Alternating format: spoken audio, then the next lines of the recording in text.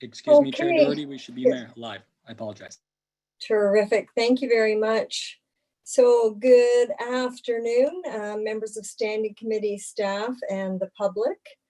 It is 5 o'clock, time to get the Development and Operations Standing Committee underway.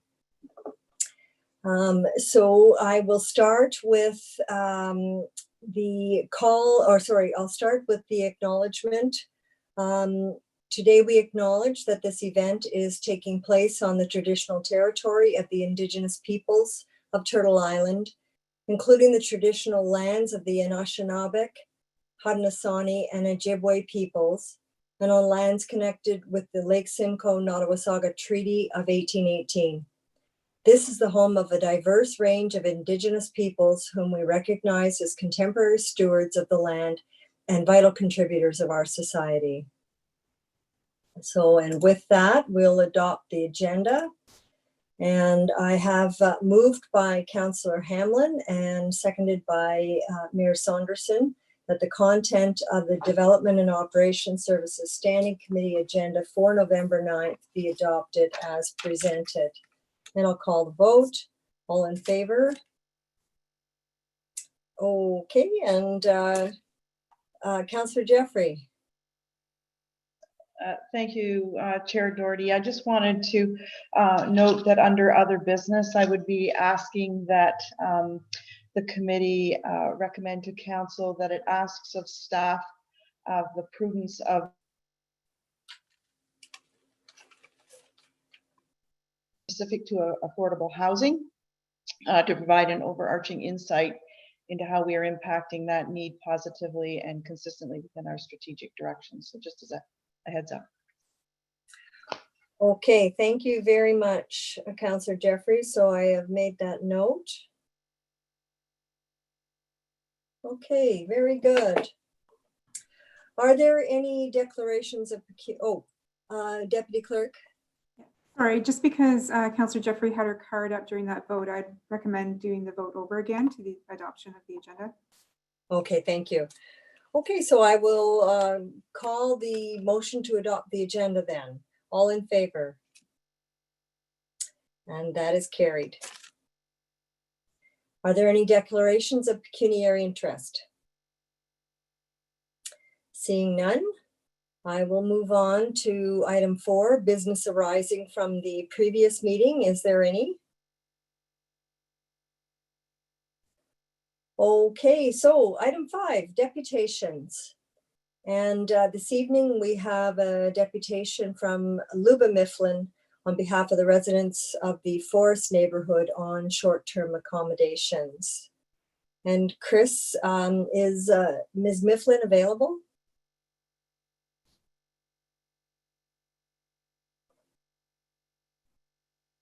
And I see her. Great, and Luba, you are muted. Okay, am I now being heard? You are being heard. Okay, terrific, thank you.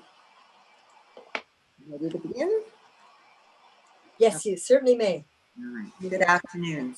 I'd like to start by saying that we appreciate this public forum to speak to the committee.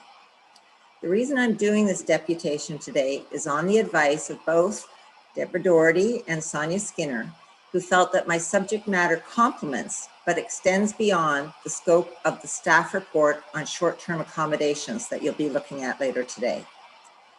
I'm here to demonstrate that due to the lack of clarity in our current bylaws, an STA can easily claim bed and breakfast status. This circumstance circumvents the current provision on STAs and makes them legal. It has a direct effect on the town's resources and their ability to work effectively. I'd like to say that our request should not be rolled into the STA project. It will be too late, rendering the proposed STA review project less successful. And with an implementation target date of July 2022, there will be a big window of opportunity to circumvent. So I'm talking today about fake B&Bs. Pardon the use of the word, but it's true. When our regulations were written, a B&B was usually purpose-built and they maintained their own code of ethics. With this new type of B&B, they bypass buildings rules and inspections and continue to operate at whatever occupancy they want. The bylaw officers are stymied due to the silence in our bylaws. We acknowledge that if an STA wants to be a law-abiding neighbor with more favorable community acceptance, they should be made welcome as a B&B. To deserve this designation, however, they need to behave like a B&B. And as the town allows B&Bs in all zones, single detached dwelling, then they must now make stronger provisions to adhere to. We must give the town bylaw enforcement something to enforce. We expect that the town will do a fairly quick review to amend the B&B zoning bylaws with our suggestions to resolve the problems. I might add that we already have a very well-respected B&B in our neighborhood, and they have been consulted on this presentation. Chris, could you put up the neighborhood map, please?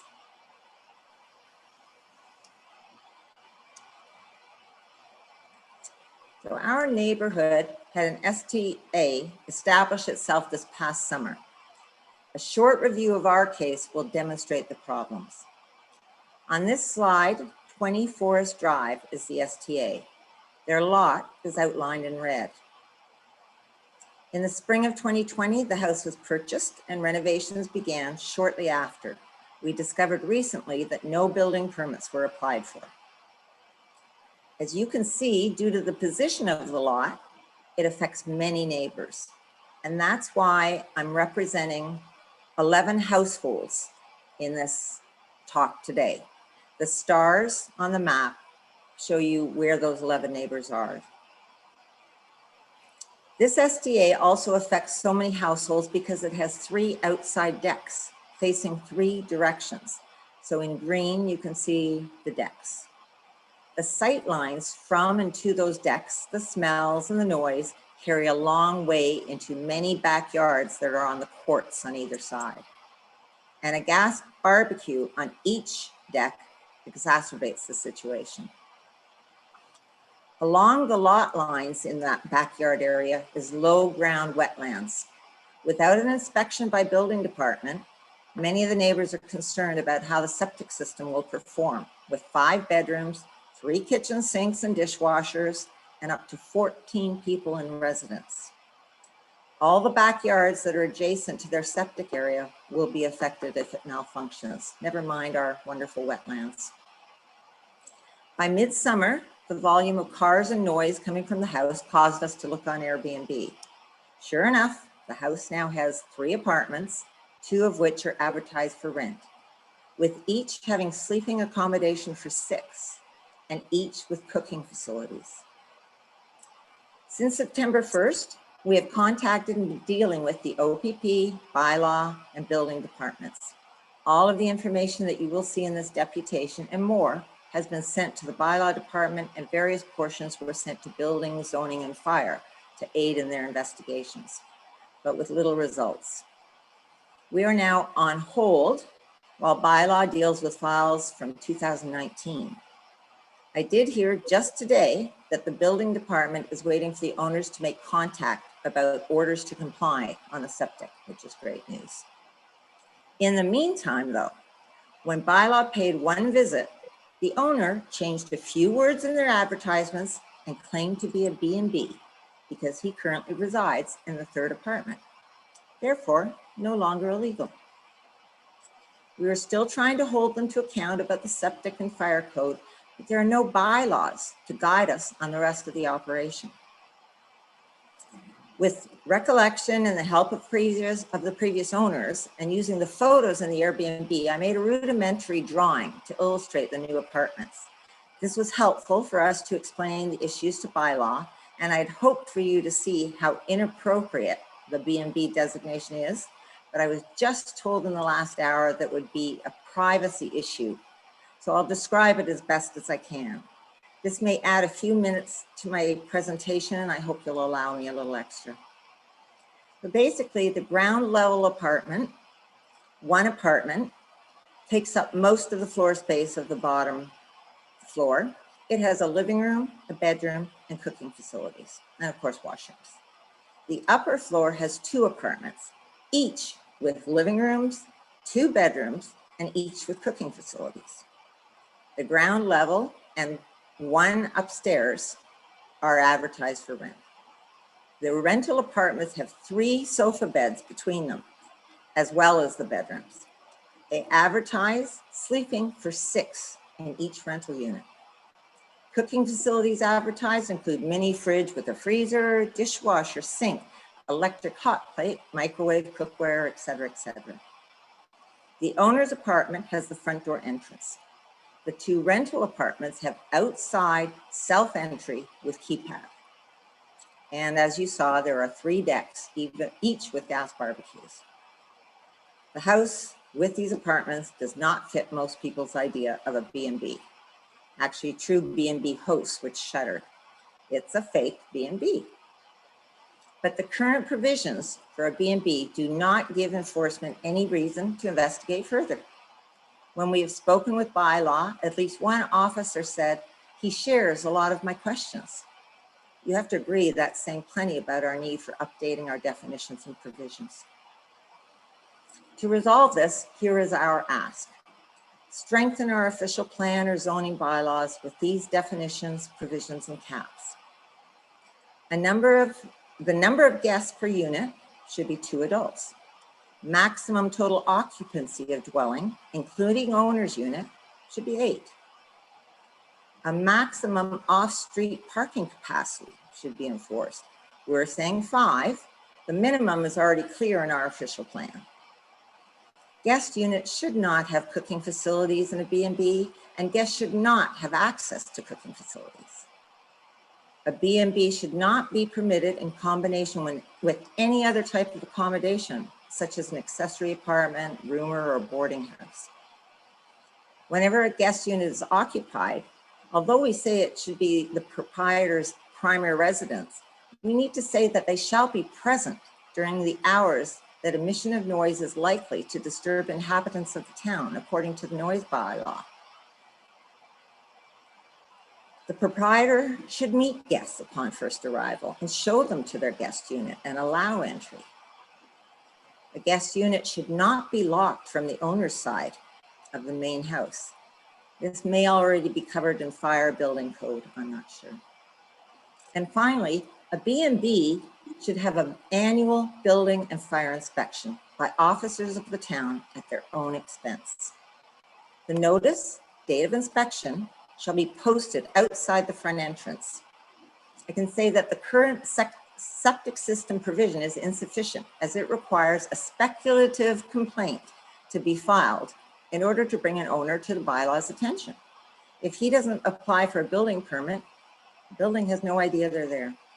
The same goes for operating in accordance with the fire code.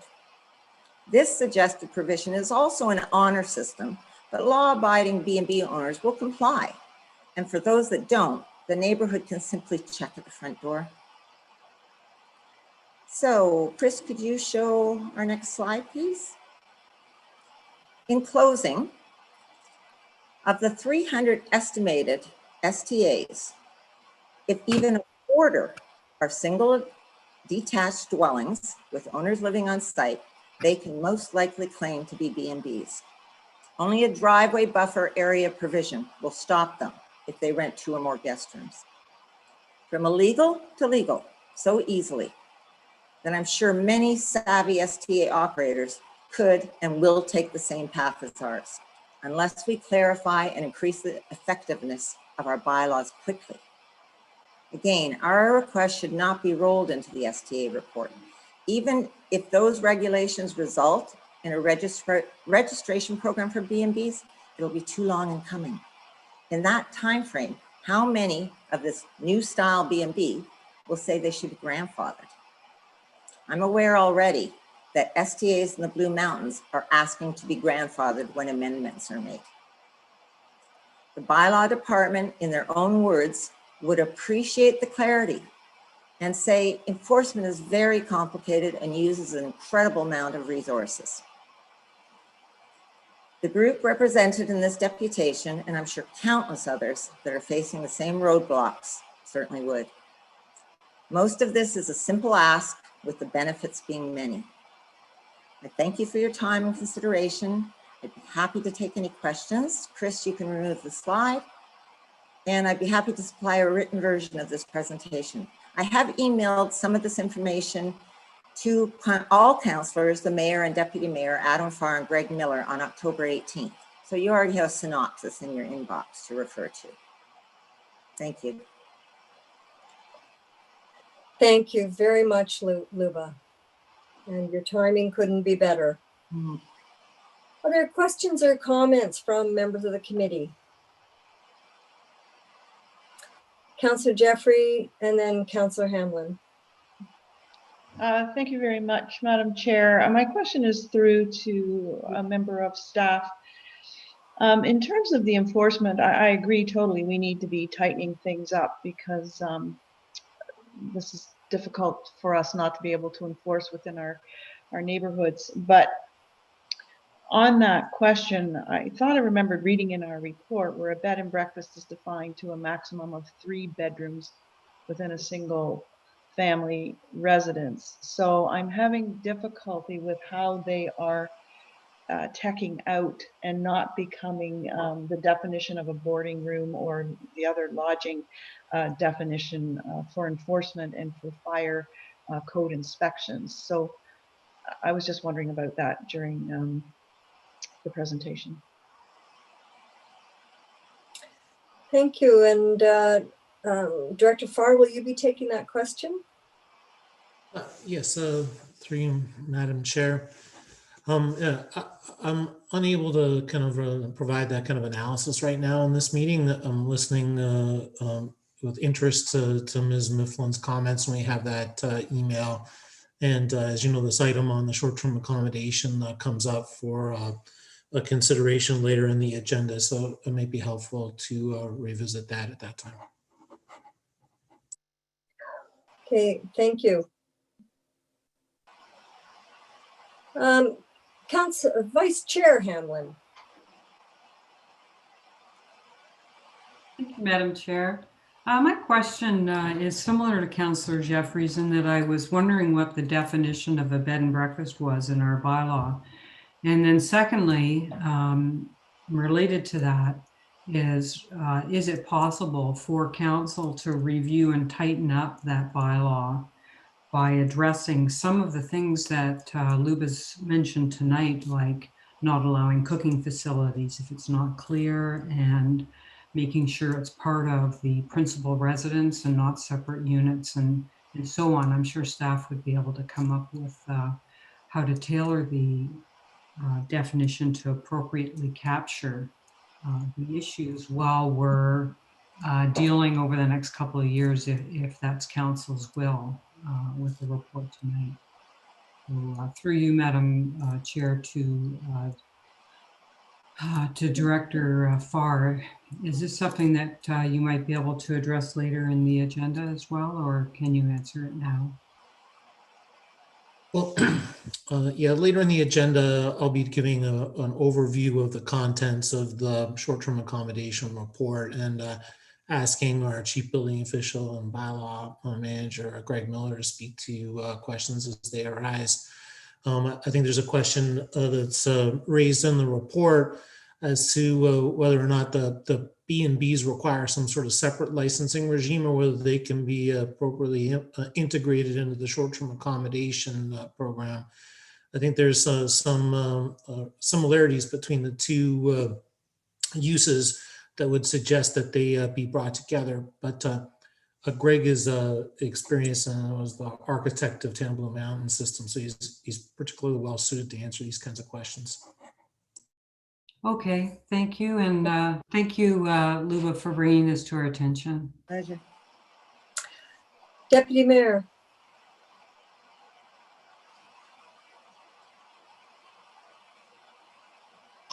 Thank you, Madam Chair. Not necessarily a question, more of a comment, but I will have additional questions that I'll follow up with staff afterward. There is somewhat a bit of irony as it relates to the specific location of this property in context of the forest and the bed and breakfast that was referenced. I was on the council between 10 and 14 that changed the zoning to permit the bed and breakfast that is currently located within that particular neighborhood. And from all accounts, I would suggest that that particular home and bed and breakfast would be a model example of what a B&B should be. The point that I just wanted to make now, and I will circle back with staff, is if I recall correctly, during that time period, we were able to change the zoning, what seemed to be overnight, to make that happen. Different council, different time, but the point being is we were able to do it overnight. And so I will come back with some specific questions to see how maybe we can't expedite something specific. Thank you.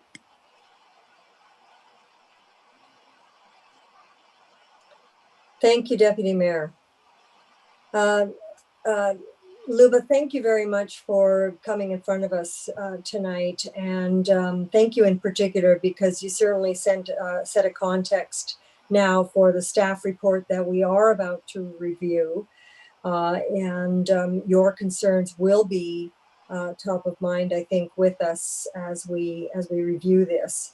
Subsequent to that presentation, perhaps we can have, or you can, with staff, have additional conversations as to how we can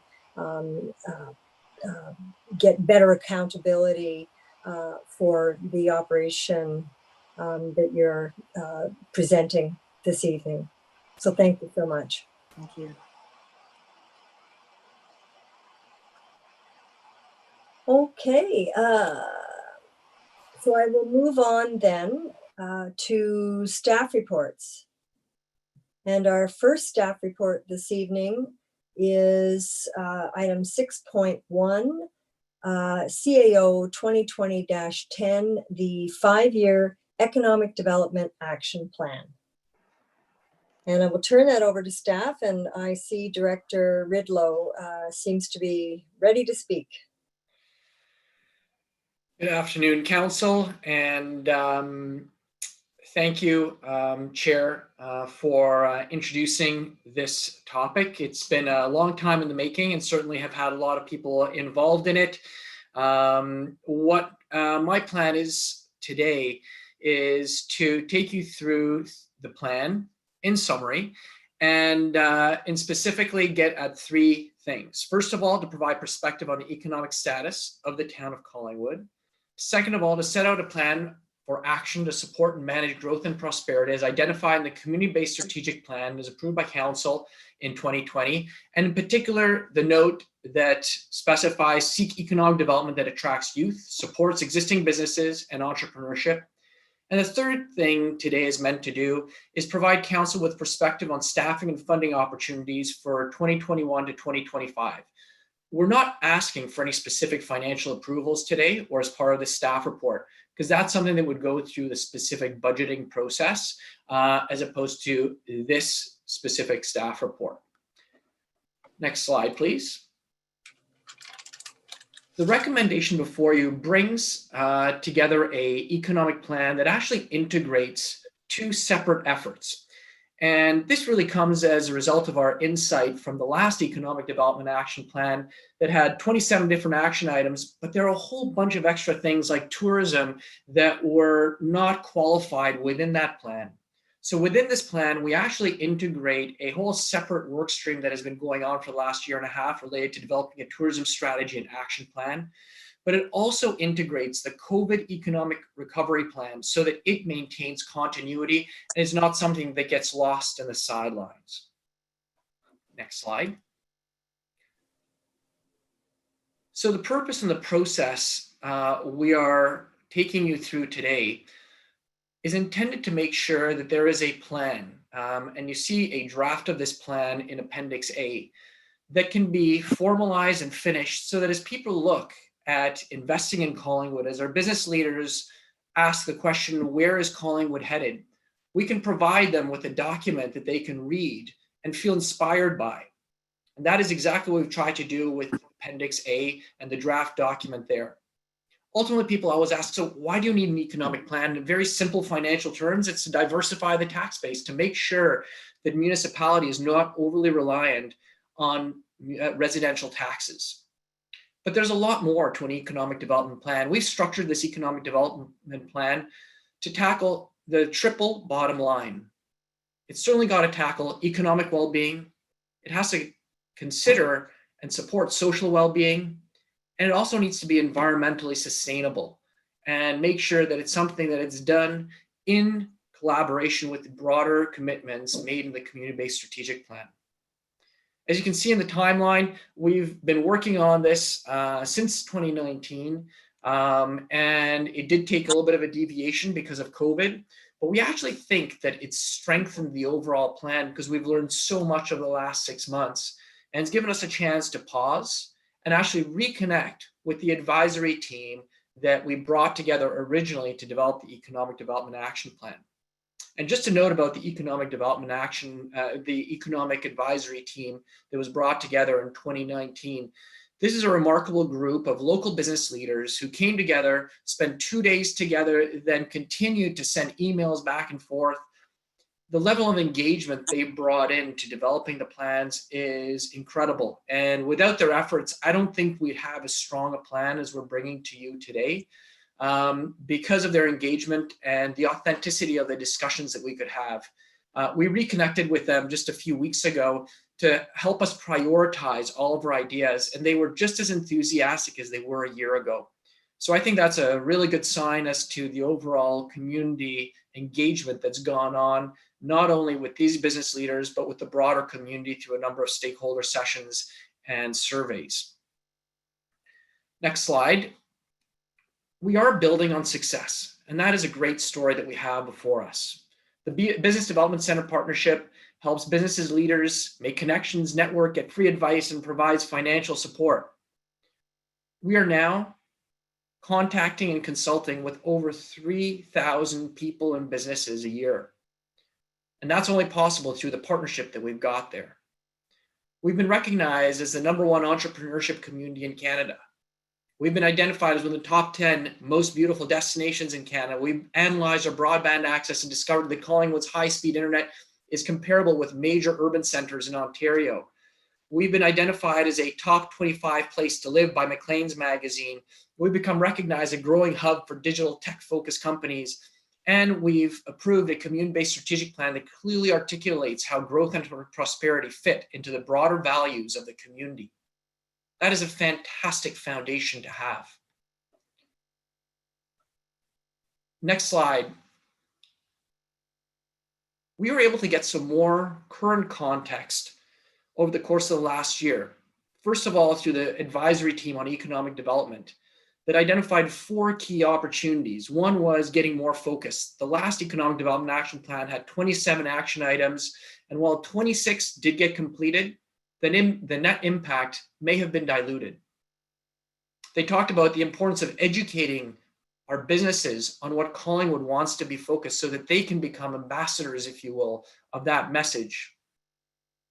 They talked about the level of change and engagement that's required with the workforce to make sure they too are aware of the opportunities and the challenges that we face and we can work together with them.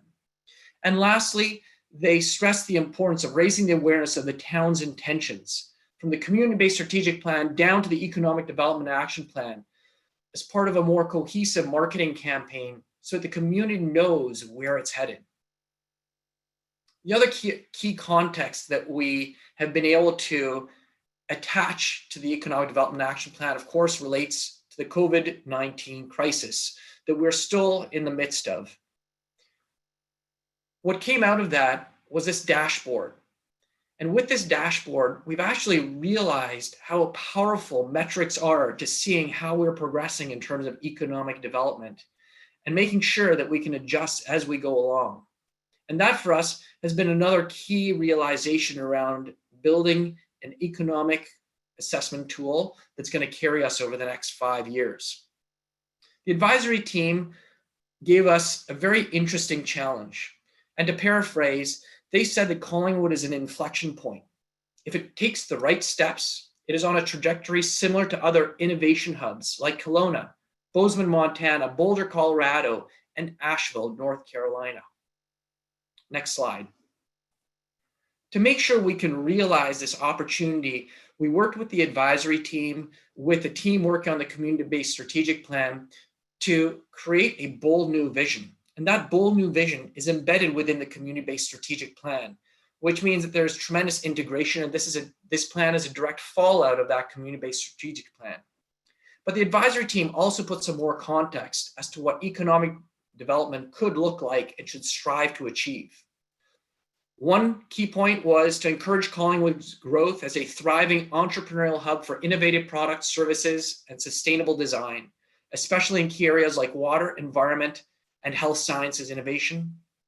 And the second piece of advice they provided was championing collaboration between government, business, and academic institutions, making it easy for new and existing businesses to find the support they need to grow in Collingwood and to attract the young skilled workforce that will support expanding knowledge economy businesses. That's focus. That's what makes a fantastic vision. That's what makes a great plan. Next slide. What is before council today and the standing committee is one plan with 3 goals and 8 objectives. The three goals are make Collingwood a hub for sustainability and innovation. The second goal, promote Collingwood as a great place to live and work.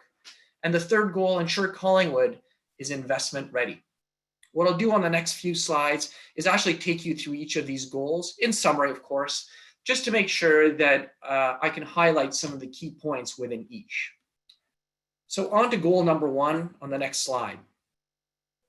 Objective 1.1 is about accelerating small and medium business growth.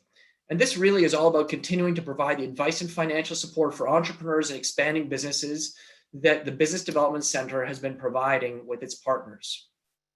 It also recommends supporting the creation of a business accelerator not-for-profit to help transform small businesses into stronger, more capable economic contributors more quickly.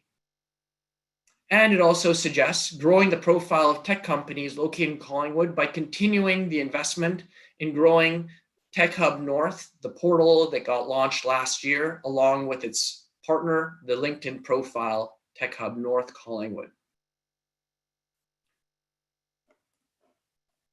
Objective 1.2, promote sustainability projects in collaboration with partners, is something that once again the last year has allowed us to really focus in on and understand what this means.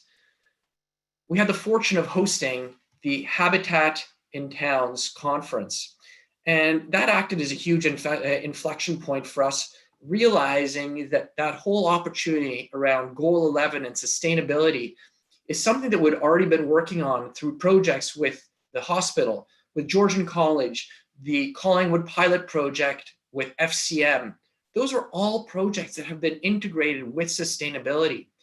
And what this objective calls for is to further those collaborations and focus in on specific sectors where there are greatest opportunities. Next slide, goal 2.1, is promoting Collingwood's better lifestyle. And one of the key tenets of this is growing the town's social media reach and engagement, which in the last 5 years has gone from a reach of about 5,000 to a reach of almost 50,000. So we're doing well. The point being made here is let's continue supporting that. It's also encouraging skilled workers visiting South Georgian Bay to consider Collingwood as a great place to live. And our Live More Now stories that we've been publicizing on social media, integrated with Experience Collingwood, are ones that are starting to spread and should certainly be continued. And finally, integrating our efforts with South Georgian Bay Tourism Association to offer training and collaboration opportunities to continue strengthening the tourism sector, which, as you'll see in some of the preceding slides, we realize that while tourism is important here, its role goes beyond just driving revenue from tourists. It actually goes to showcasing the community of Collingwood and the Live More Now spirit that exists here. And I think over the last 6 months, we've seen that time and time again, as we see the number of people coming here going, I want to live here now, growing and growing. Next slide. As you'll see in the complete staff report, there were about 80 to 90 pages that covered off the tourism strategy and action plan, which provided some extremely good detail around the stakeholder engagement that had been done. To encapsulate it, where the consultants netted out with us was that, in fact, there are three key objectives for tourism. One is growing visitor spending and satisfaction. You'll note that it's not about visitor quantities, it's about spending and satisfaction.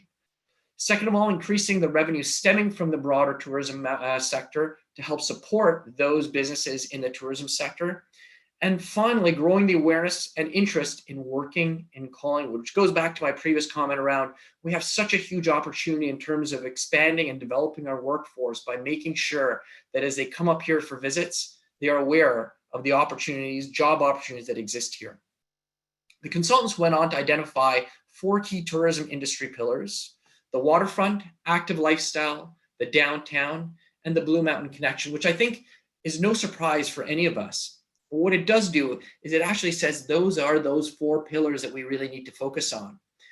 And around it, they identified priorities that aren't happening in sequence. They're happening all the time, but they're the underpinning strategies that need to be in place to support those 4 tourism strategic pillars.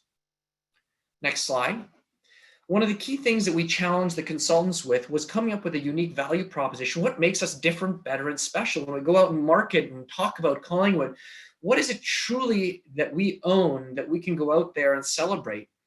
And the concept that they arrived at, based on an extensive set of research measures that were put in place through social media, was this concept of live more play, where what we really stand for, what we own, is the ability to enjoy and celebrate the finer things in life, the best local art, musical talent, and culinary creativity in a small waterfront community. And it's not saying that the important things like skiing, skating, going out and hiking, going out to the beaches is not important. In fact, you'll see that that's one of the key reasons to believe. But what they identified was the fact that it's this creative community that we've got here, that's something that truly is ownable by Collingwood. And it's partially driven by its history, it's driven by its buildings, it's driven by its location at the water. From a marketing standpoint, this is huge news. And what we've then done is, you'll see in the next slide, is put it into, if you will, an action plan.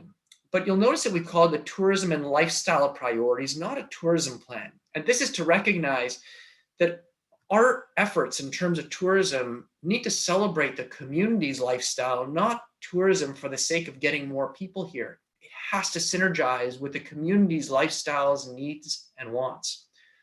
So as you'll see, this plan has a lot more detail in the appendix, but importantly, it was developed in collaboration with the PIA and PRC so that we can start tackling this together and know that we're working from the same platform. On to goal number 3, ensuring Collingwood is investment ready. And this is more of an internal looking goal, but nevertheless is critical in making sure that we're ready for businesses when they want to invest here, when they want to grow here. The first objective relates to characterizing, magnifying, marketing business growth areas with available land and space. So Collingwood has about 30% of its industrial and commercial space either underutilized or vacant, which means there's an opportunity to have more companies invest in those areas. That requires doing a bit more work, and I think we've actually done a lot of that, but it also suggests leveraging other resources such as the Simcoe County Land and Space Promotional Portal, which we already have linked to our website. It also supports working together with the planning department in terms of the official plan review to make sure that industrial and commercial space is used as effectively as possible, and advocating for digital and physical infrastructure to support the growth of targeted growth sectors that are identified under Objective 1.2. Objective 3.2 is all about making it easy to do business with town. I actually think we do a great job of it, but I think we can do better. And what specifically was identified was the opportunity to make sure the Business Development Center isn't a standalone unit, but rather integrates with the other departments, customer service, planning, PRC. So when there are requests that come through, we're working together And the proposal in the report actually suggests creating a cross-departmental business customer service team that meets quarterly, that acts, if you will, like a concierge service to make sure that we are continuing and focusing on the right things. Finally, objective 3.2 is about establishing a Collingwood ambassador team comprised of local business leaders. So not unlike the advisory team, the idea here is that this team would meet once every 6 months. There'd be a process for selecting them, and they would act not only as ambassadors, but consultants, not only on the Economic Development Action Plan, but when there may be times of need. And we see this, I saw this happen with COVID, where all of a sudden there was a need to consult with business leaders. This Collingwood ambassador team would act as that team on the ready, on the standby to jump into action should sudden urgent measures be required. Next slide. Objective 3.1 is a little bit nebulous. So I wanted to showcase what some of the work has revealed in terms of the different business parks and commercial nodes that are available in Collingwood. This is a combination of work that was done with Lindsay and GIS, with Adam in planning, as well as with the consultants that are working on the new community, on the new official plan. And as you can see here, we've actually got 5 great commercial nodes, and we've identified 8 different business parks. And in the staff report, you actually see that each one of these is detailed. There's a character to them. There's services that have been attached to it. And this is what we want to go out and promote some more. It's not complicated. The work just needs to be done. And this is a draft of what that could look like. Next slide. As I mentioned, the Economic Development Action Plan integrates the COVID recovery plan. On the left-hand side, the 6 key action items recommended by the Recovery Task Force and approved by Council show directly how they have been integrated into the Economic Development Action Plan, or in the case of the 6 action items, support social services, how it specifically connects in with the community-based strategic plan. There are new projects, 10 specifically, 10 that are essentially starting from scratch or have had some work done on it, but are needing some new effort to get them going. There are 5 that we are proposing take priority in 2021. The business ambassador team, attainable accommodation, business-friendly customer service, as well as sustainable innovation hub. The good thing about the 4 that I've just mentioned, we believe that can be managed within the scope of the base budget. The business accelerator is the one that we are working on to bring to Council as part of a separate staff report in the coming months. Next slide. We've developed a dashboard to measure progress. As I mentioned before, the COVID Economic Recovery Dashboard acts as a fantastic foundation, and many of the key trackables on here are already integrated. Things like the wellness indicator or index are ones that still need to get worked on. But once again, that's something that's being worked on together with other departments within the town as part of the broader community-based strategic plan commitments. Next slide. In Appendix E, you have what I like to call a plan on a page. A simple plan is what gets people working and focused. This plan on a page identifies the 3 different goals, details the action items under each, the leadership, whether they're new or existing programs, the partners that are proposed, and examples of success measures. This Appendix E is really the template for how, over the next 5 years, economic development could work in moving forward and progressing against the key objectives and goals that have been detailed in the staff report. Finally, last slide, next steps. Certainly, feedback on the strategic intent of the plan would be much appreciated.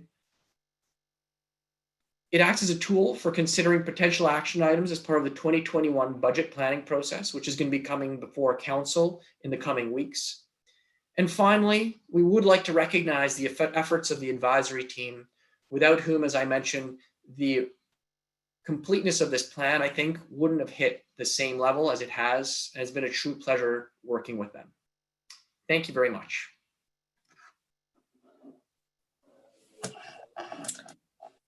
Thank you very much, Director Ridlow. It is an excellent report, very thorough, very detailed, and a tribute to both your department and to members of the Economic Advisory Committee for sure. Are there any comments or questions from members of our audience? Deputy Clerk? Yeah, if I can ask if anyone in the audience would like to comment, if they could please raise your hand. If you are on the phone, if you can please press the *9 function. And there's no hands raised, so there's no comment at this time. Okay, thank you very much. So I will then read the motion and put it on the table for discussion among members of the Standing Committee. That's moved by Mayor Saunderson and seconded by Deputy Mayor Hull, that staff report CAO 2020-10 5-year Economic Development Action Plan be received, and that subject to council budget approval and resource capacity within the division, the attached Economic Development Action Plan, Appendix A, and 4-page overview, Appendix B, be approved as a foundation for the town's economic development efforts over the next 5 years, focused on 3 goals: make Collingwood a hub for sustainability and innovation, promote Collingwood as a great place to live and work, and ensure Collingwood is investment ready.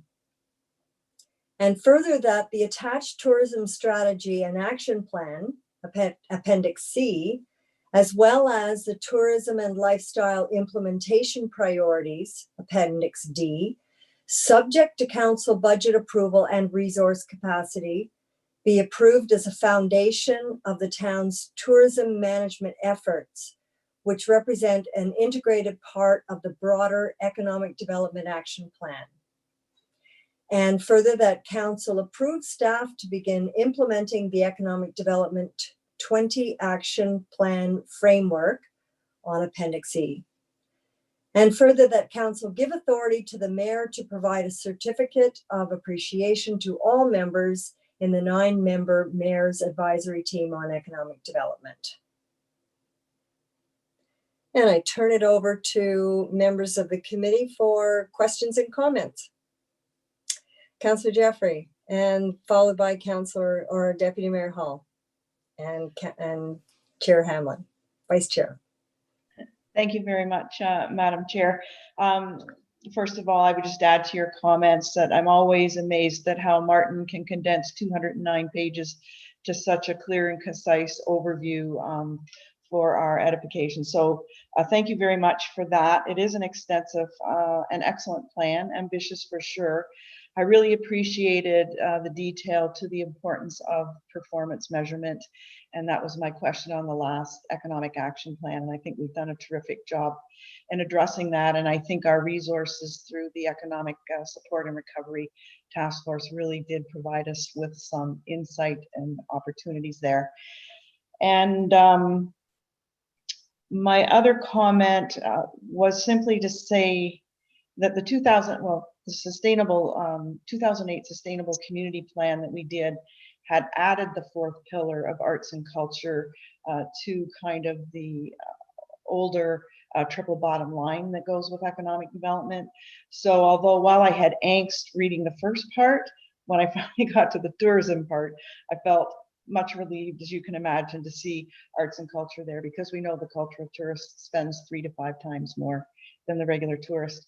So my only other thing will be to amend the motion as presented to remove the last, and further that council give authority to the mayor to provide a certificate of appreciation to all members. I believe that's in the mayor's purview, and certainly we don't need to ask council to direct that, but I would like to replace it, and further that council acknowledge with much appreciation the significant work of the volunteers of the task force. And we need a seconder for that. seconder, and that is seconded by Deputy Mayor Hall. I will allow the committee to continue to make comments, and then we'll vote on the amendment and then on the main motion after that. So Deputy Mayor Hall. Through you, Madam Chair, just very briefly, at a recent meeting of the Board of Directors for the BIA, Director Ridlow gave an abridged version of this presentation, and it too was well received by the 9 around the table, including staff. And when you take into account this group through the Economic Task Force, the COVID Task Force, the BIA, and others smattering across the community as a whole, I think it's a compliment not only to staff and the direction of the municipality, but the community as a whole, that we're embracing the assets that we have. We recognize the challenges before us, but we see what, true economic potential we have when we sort of start to harness these resources. And I think that this report encapsulates that very nicely going forward.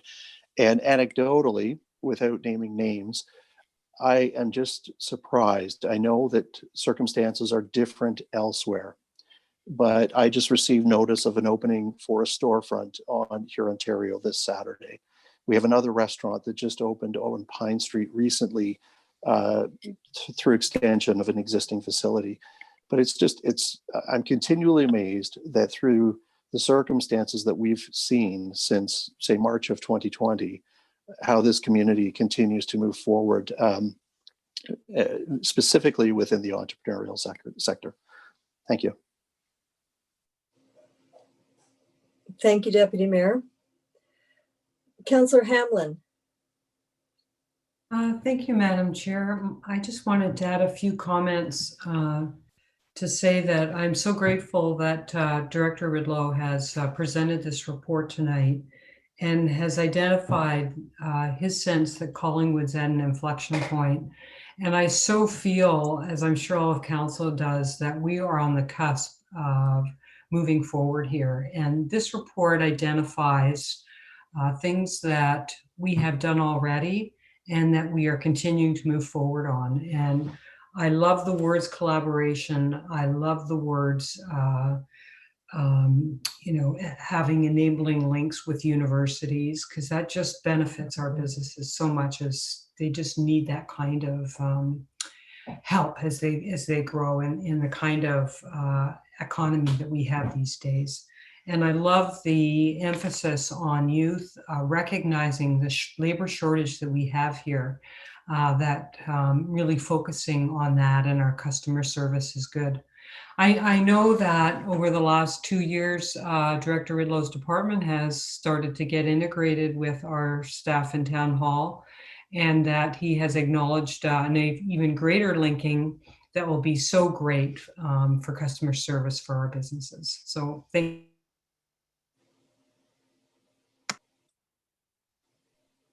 Thank you, Vice Chair Hamlin. Mayor Saunderson. Yes, thank you, Madam Chair. And I echo all the comments of other council members on this committee. And I want to compliment staff and Martin, as well as the numerous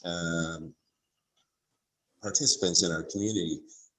First and foremost, the members of the SecDev community, then the Economic Support and Recovery Task Force, but also I think all our members of our community who have given us feedback through the BIA or even through the community-based strategic plan process, because this really has gone through an evolution, and I think Martin will agree with me, since the first meeting back in November of last year, given everything we didn't know at the time with COVID, but also given everything that's transpired that we did know about.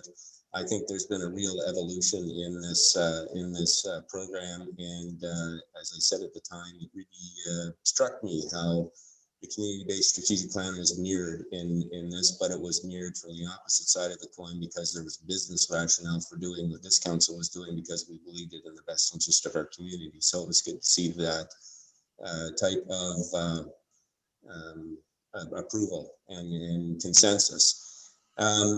And also, I think the element of sustainability that has now become woven in with this report, it was an issue at the time when we met in November of last year, but it has grown exponentially, I think, in our awareness through COVID, through the UN and the Sustainable Goal number 11, and many of the issues like climate action change that we saw, and also Black Lives Matter. So I think we are taking a much broader perspective on this now than we initially set out in November. And I want to thank our members of the both task forces for their nimbleness in recognizing that and bringing it into this this report.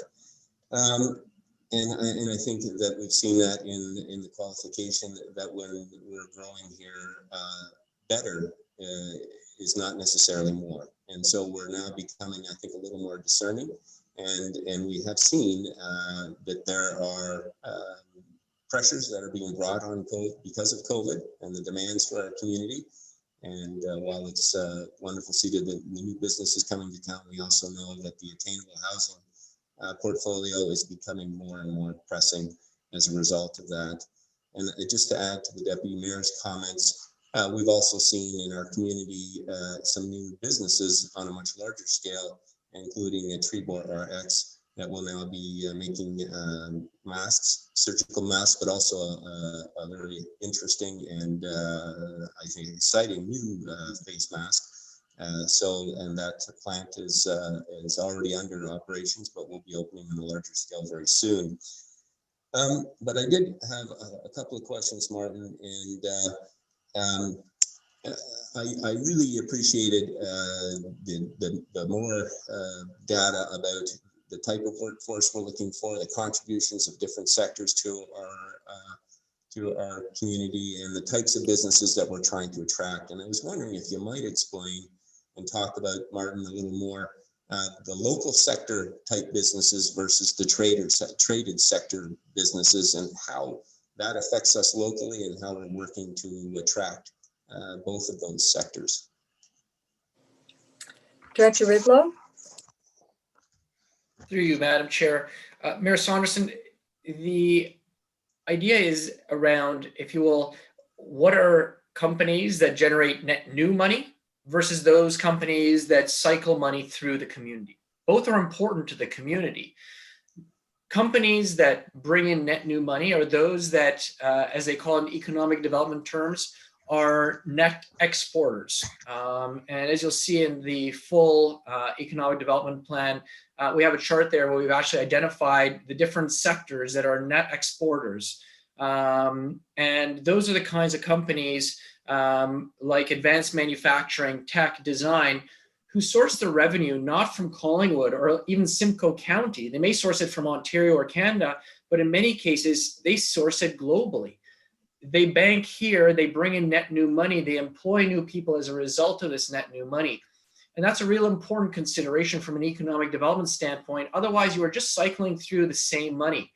Do you need local companies, coffee shops, bakeries, and so on? Absolutely, because they're the infrastructure that allow you to sustain some of those other companies that are the exporters of goods and services.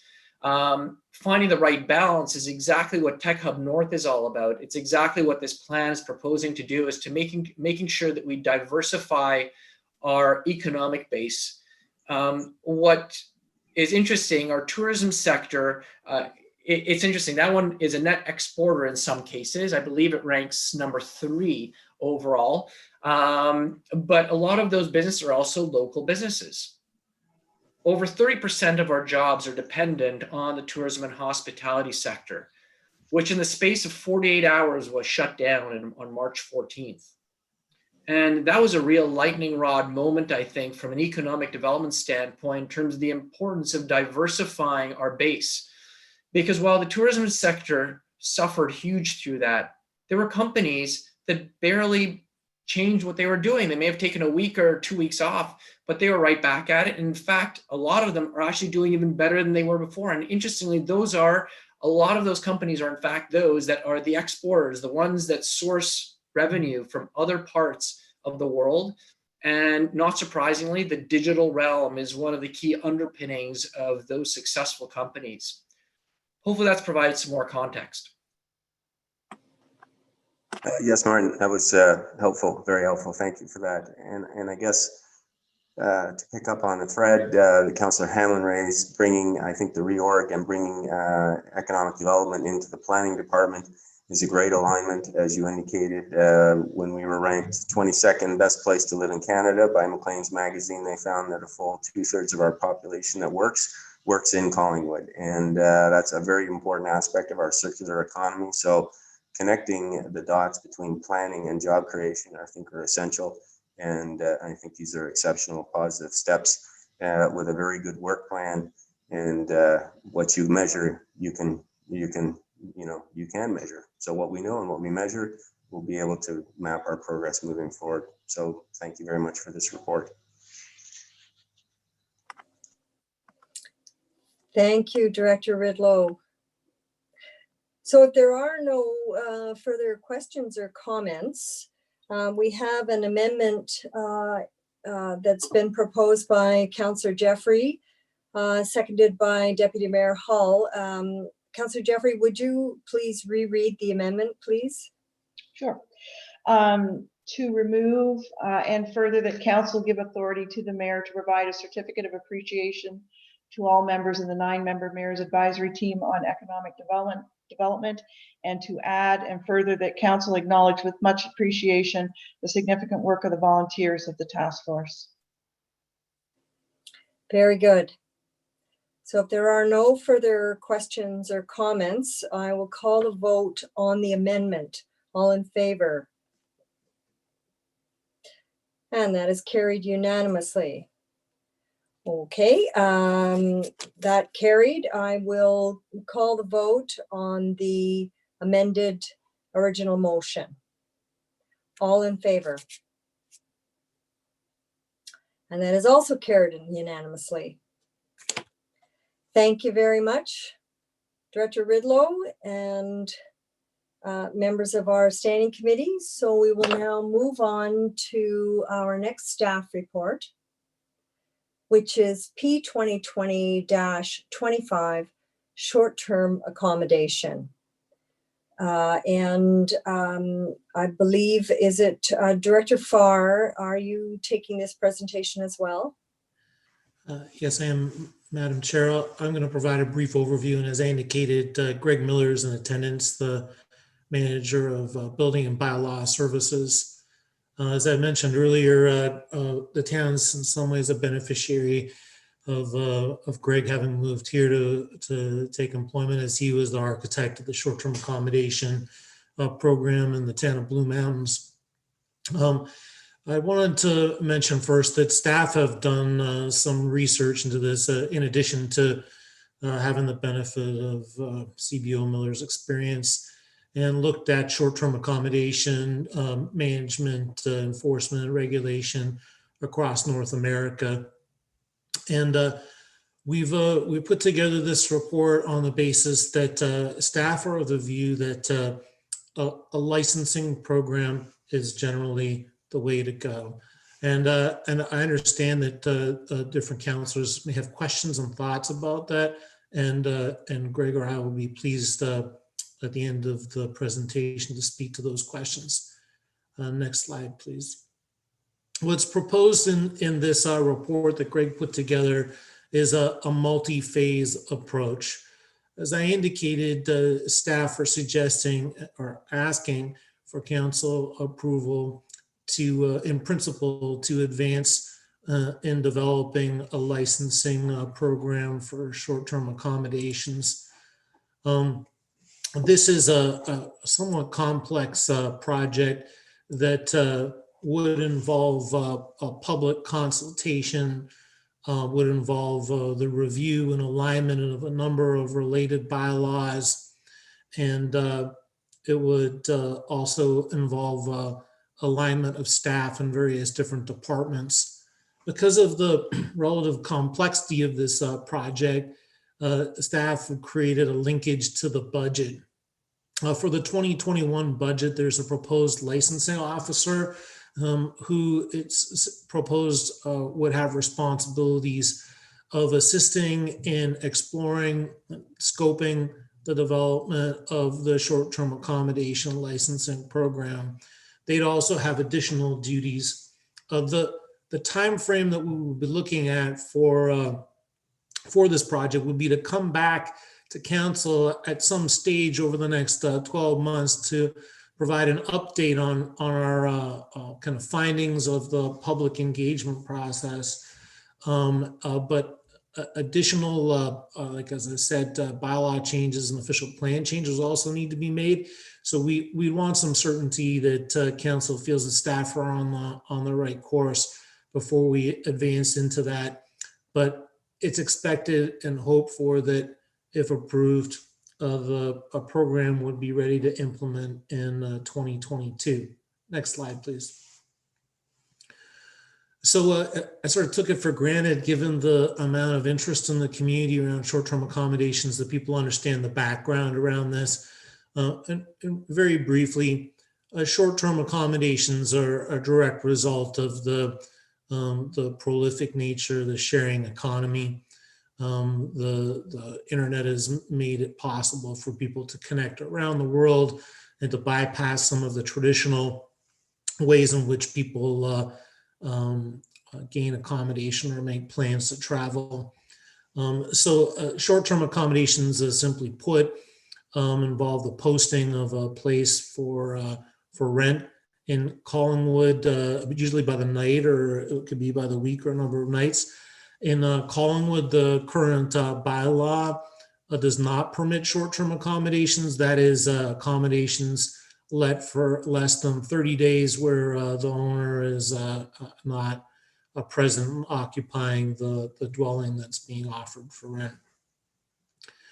So there's a question, I guess a bit of a debate, and based on our research, as I indicated, it's generally viewed, and again, I respect that not everybody's aware of the details of this debate, that implementing a ban is quite costly, and it's time consuming, and it's resource intensive. That's certainly been the case in the experience among Collingwood staff. Each complaint related to short-term accommodation takes 10 to 20 hours of staff time to follow up on, investigate, provide notice. That doesn't include prosecutions that might unfold. It also includes the implementing ban also includes fire services staff, and their involvement somewhat ad hoc, unpredictable, because they're dealing again on a complaint basis. And this experience has been shared across North America and around the world. So the trend generally now is toward licensing, but I need to emphasize that licensing doesn't mean a blanket approval for short-term accommodations necessarily. The trend in licensing is to try to understand better what the community's concerns and objectives are around managing short-term accommodations. And really, a municipality can be as restrictive or open and flexible as it wants to be, depending upon its needs and objectives for the licensing program. And that can range from just the widest range of options. Some municipalities, for example, believe that principal owners of a residence should be allowed some flexibility in offering that place for short-term accommodation. This is an increasingly interesting proposition for municipalities regulating short-term accommodation, mainly and interestingly because of the proliferation of commercial short-term accommodation business operators. These are people that operate multiple short-term rentals and do it as their full-time job. An interesting stat is that 10% of the owners of short-term accommodation collect 2/3 of all the revenue that comes in from short-term accommodations. So it does it does show you that by identifying an objective and recognizing the facts of the situation, the municipality can choose how it wants to approach a licensing program. And so I've indicated that as part of this project, there would be a public engagement component around short-term accommodation to try to understand better what the concerns are in the community, what the tolerance is, what the general resident interest and concerns are, because that would assist in calibrating any program that was designed. Next slide, please. So the process that's set out in the report it requires a number of things. First, a council approval in principle, again, I might add, to develop the licensing program, the short-term licensing bylaw. Budget approval for the licensing officer to resource this project. One of the recommendations in the report, it's captured in the body of the report and in the recommendations, is that the licensing officer kind of act in an enhanced interim bylaw enforcement capacity. And what that means is that the licensing officer would do investigations as a way of gathering data on the nature of short-term rentals in Collingwood, which would really give council and the community an advantage in getting an understanding of how short-term accommodations are manifesting on Collingwood.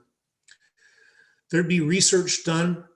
I know there are a number of questions among councillors about what exactly is the nature of the issue, what are the opportunities that are out there, what are other municipalities doing. So research would be undertaken. I need to share with you that staff have connected with Simcoe County, and Simcoe County has provided some training sessions to area municipalities because of the common nature of this issue throughout the South Georgian Bay area and Simcoe County.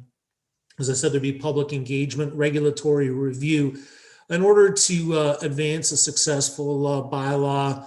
Our official plan and our zoning bylaw, the zoning bylaw which currently prohibits short-term accommodation, would need to be amended to align with the proposed program. We look at municipal best practices.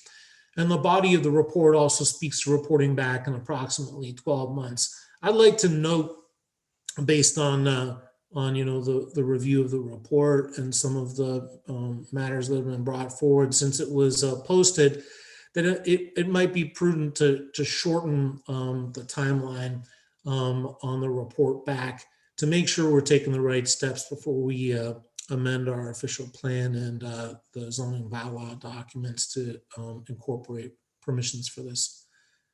So with that, I provided a pretty simple overview, and it's a subject that I know there are many questions about. So that'll conclude my presentation, and I believe that Greg and I will have an opportunity to answer questions as they come up. So thank you. Thank you, Director Farr. Deputy Clerk, do we have members of the public that wish to comment on this staff report? Through the chair, yes, we do. We have two members of the public. The first one that raised their hand is Matt Pretty.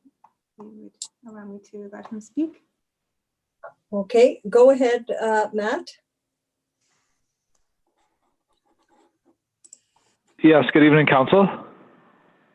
Good evening. My question for the Director, Planning. In relation to the tourism that we're seeing here, there was a neighbor that did a B&B can you hear me? Yes, we can. Okay. Yeah, just want to make sure technically I'll just put this baby on talk. With relation to people in town, like the Dorchester Hotel, my buddy lives downstairs on the first floor, works at Freshco. He's being evicted by March 1st, April 1st, 35 people, high-level condos. There's a house for sale across the museum, about 4 people live there, 4 apartments, long-time renters. There's always this sort of, trending of upscaling. I dated a girl that lived on St. Paul. She's now living in her own home on Beechwood. moved out 2 years ago. They're updating it, making a hotel next to the cycling center. Bottom line, we need to encourage more apartments to be built. Great job, Mayor Saunderson, Kathy Jeffrey, getting the community housing going at Second and High. I'd like to ask the director, do we have any new apartments on the go in relation to this increased B&B influx? I know there's a lot of investors that want to do that in town. Is that fair to the common resident here in town? Young families, single mothers, single fathers, seniors. Are we able to compete with this takeover by new investors in town of Collingwood? Can we provide adequate places for people to live and make families? If people are actually making families anymore, I don't know if they are. More people are in love with their iPhone these days than actually, having a man-to-man conversation. Anyways, things are getting a little strange.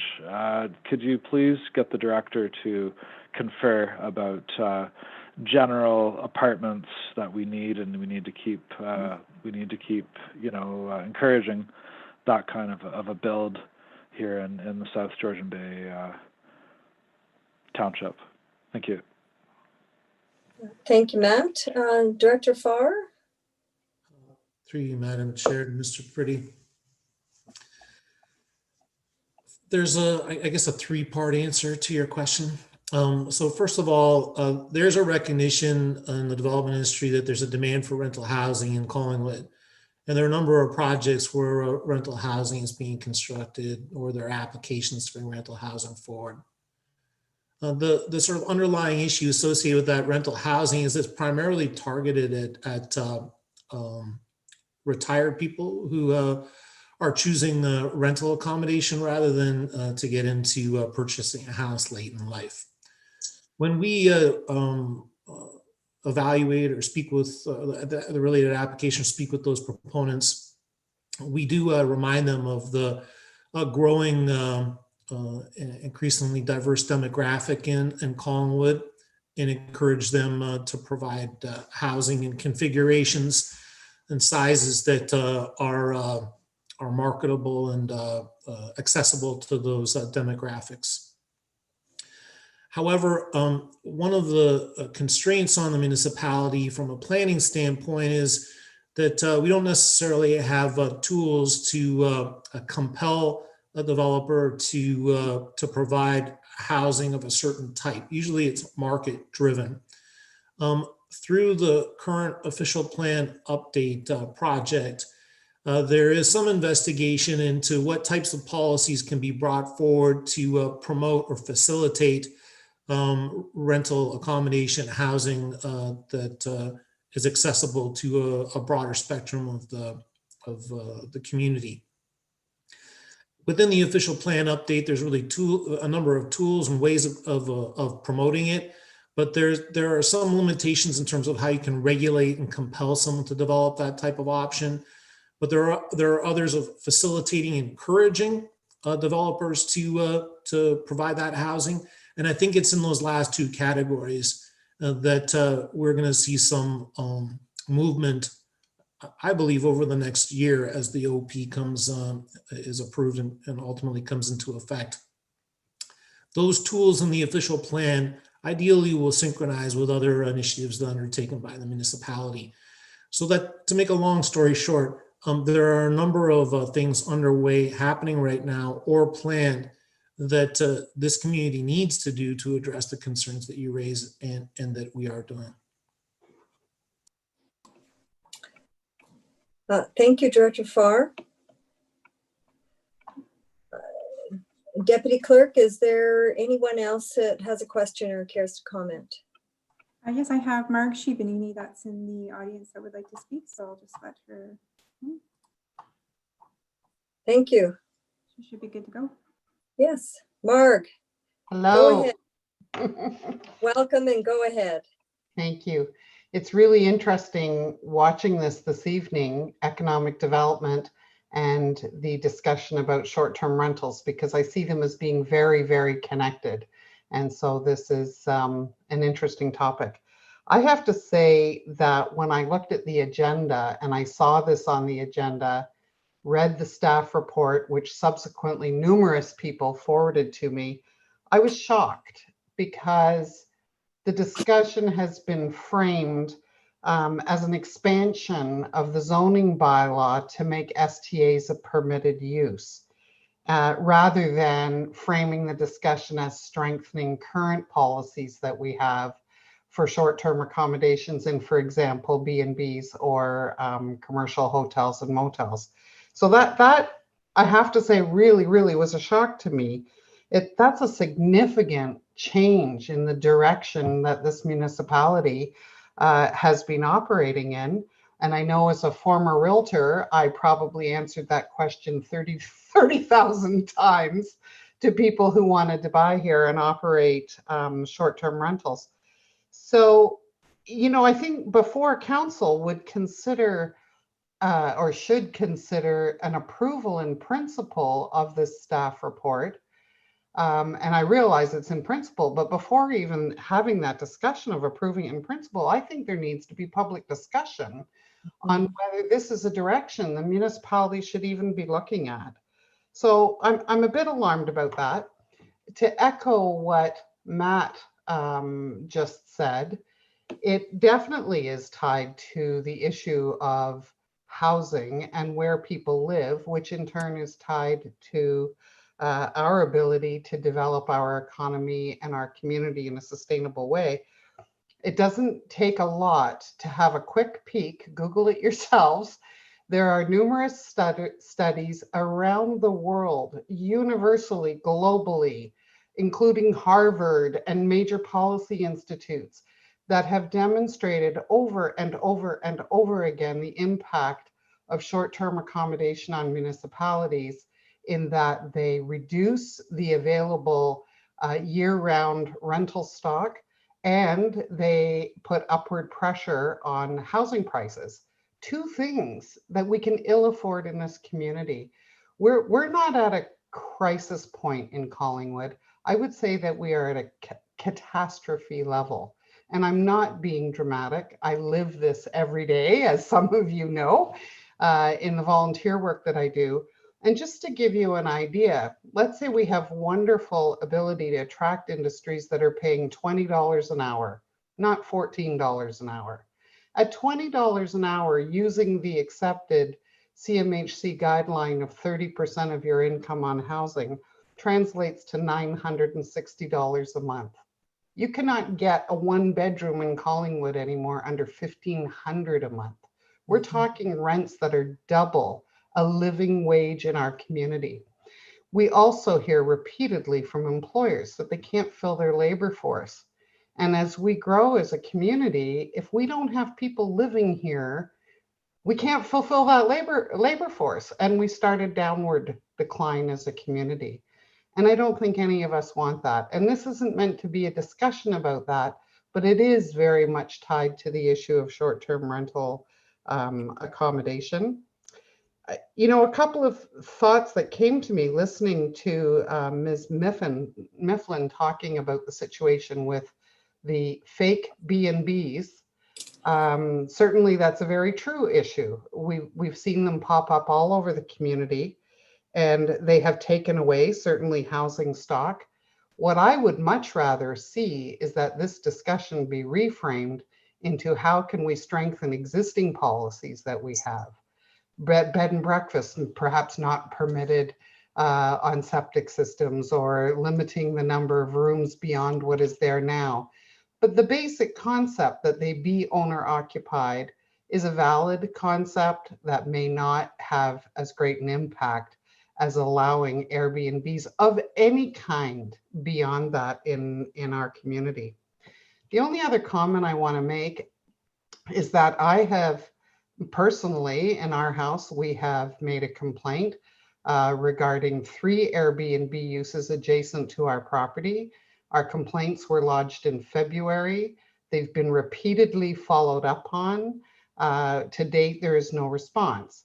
My concern is if we have an inability currently to enforce ours. And I heard very clearly what Director Farr said about the complexities of enforcement.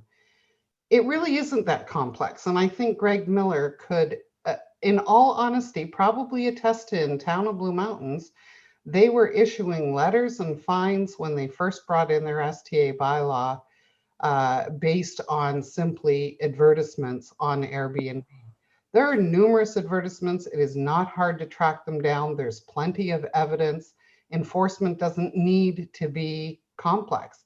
We enforce other parts of our zoning bylaw. If we have noxious weeds, if we have, whatever, we enforce them. And I cannot for the life of me understand why we are not enforcing this aspect of our bylaw. It gives the sense that Collingwood is turning a blind eye to something that's a critical issue. I think if we redefine and strengthen the rules around bed and breakfasts, that will provide the enforcement we need. And it would be my hope that our council would be bold and courageous and turn their back on Airbnbs, because it will bring nothing but further hardship to this community.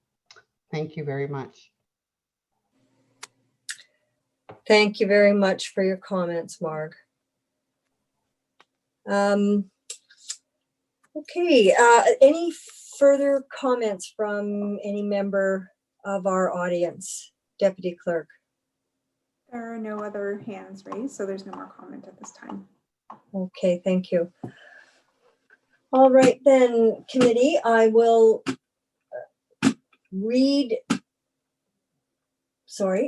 get my mouse to work. I will read in the motion and then I will put it on the floor for discussion.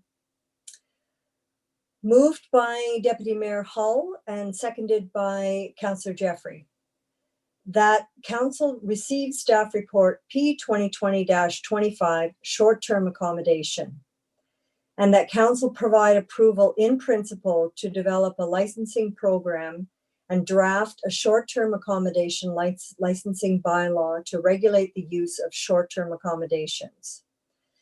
And that Council directs staff to consult with the public and stakeholders to review options during the current official plan review project and to review the related zoning bylaw amendments in order to permit short-term accommodations as a permitted use.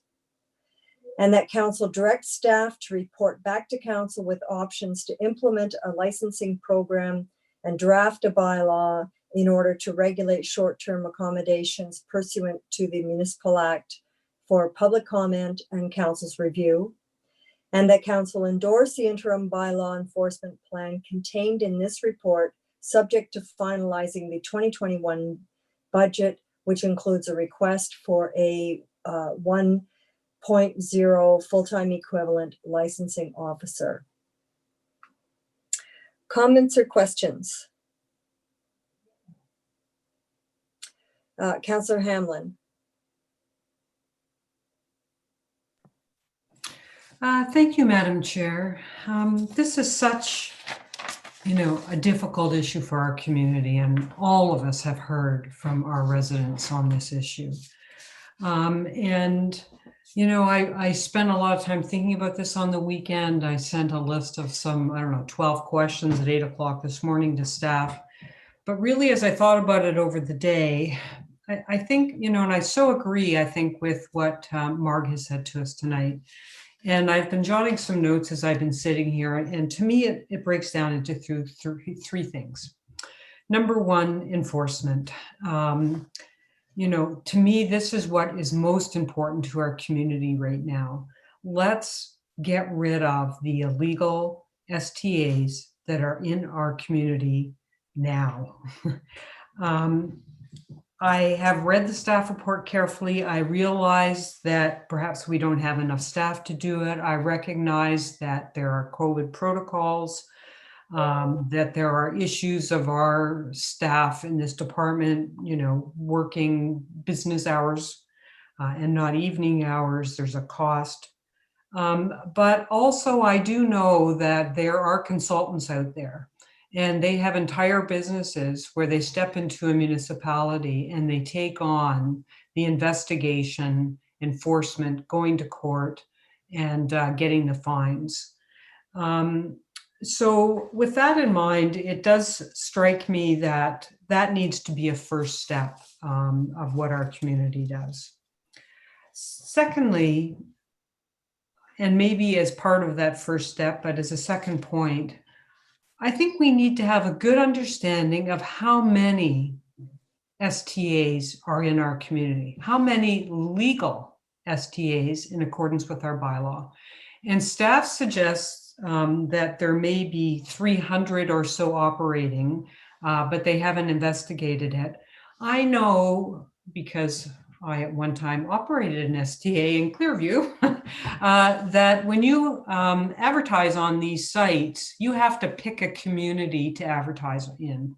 And so you can't say, because you're in Wasaga, if, you know, you might not want to advertise there because people coming up here, they're coming to Collingwood.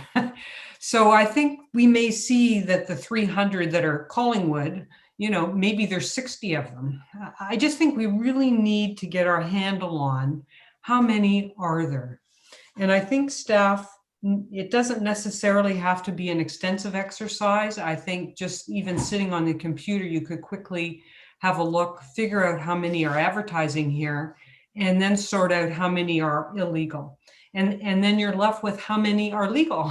And to my mind, why that's important is, is there enough units that a licensing program would be warranted?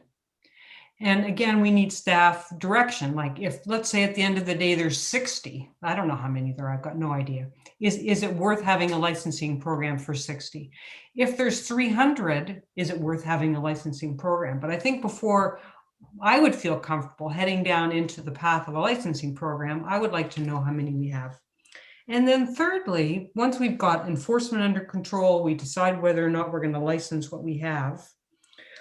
I agree with what Adam has said to us, that we need to consult with our public first before we go any further. And this is also how Mark started off her remarks tonight. And we have, I would say, 4 big effects in our community because of STAs. And the first one is the impact on the rental housing stock. And for sure, if someone can make $10,000 a month on STAs, they are not going to be looking to $2,000 a month from a residential tenant. And I don't pick these numbers out of the air.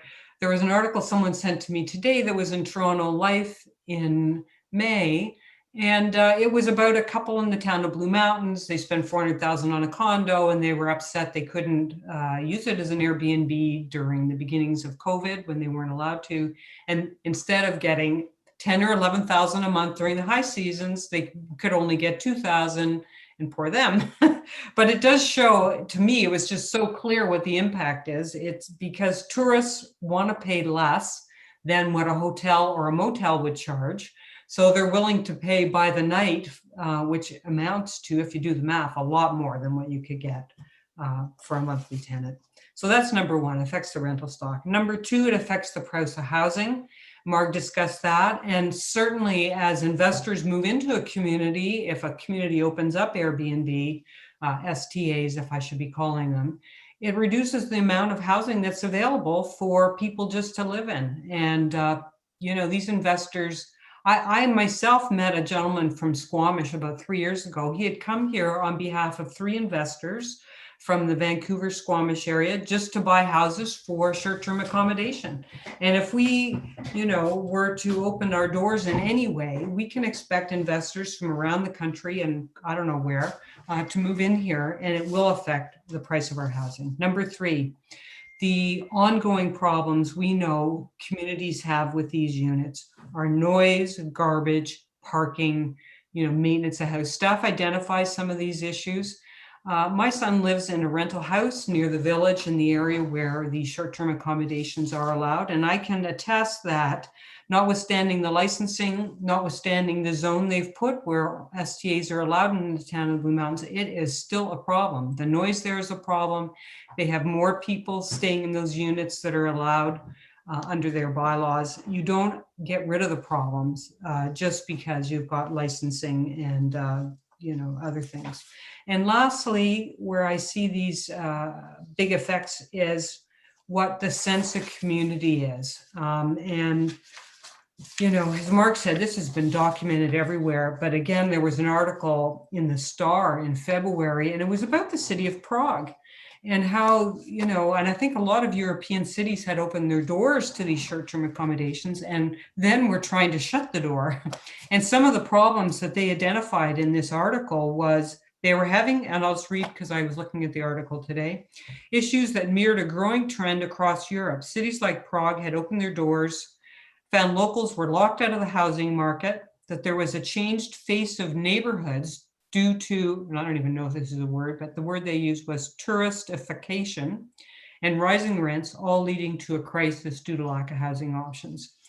All to say, I feel before we move at all to opening up STAs in any fashion in our community, because of these 4 problems I identified, we need to go to our public.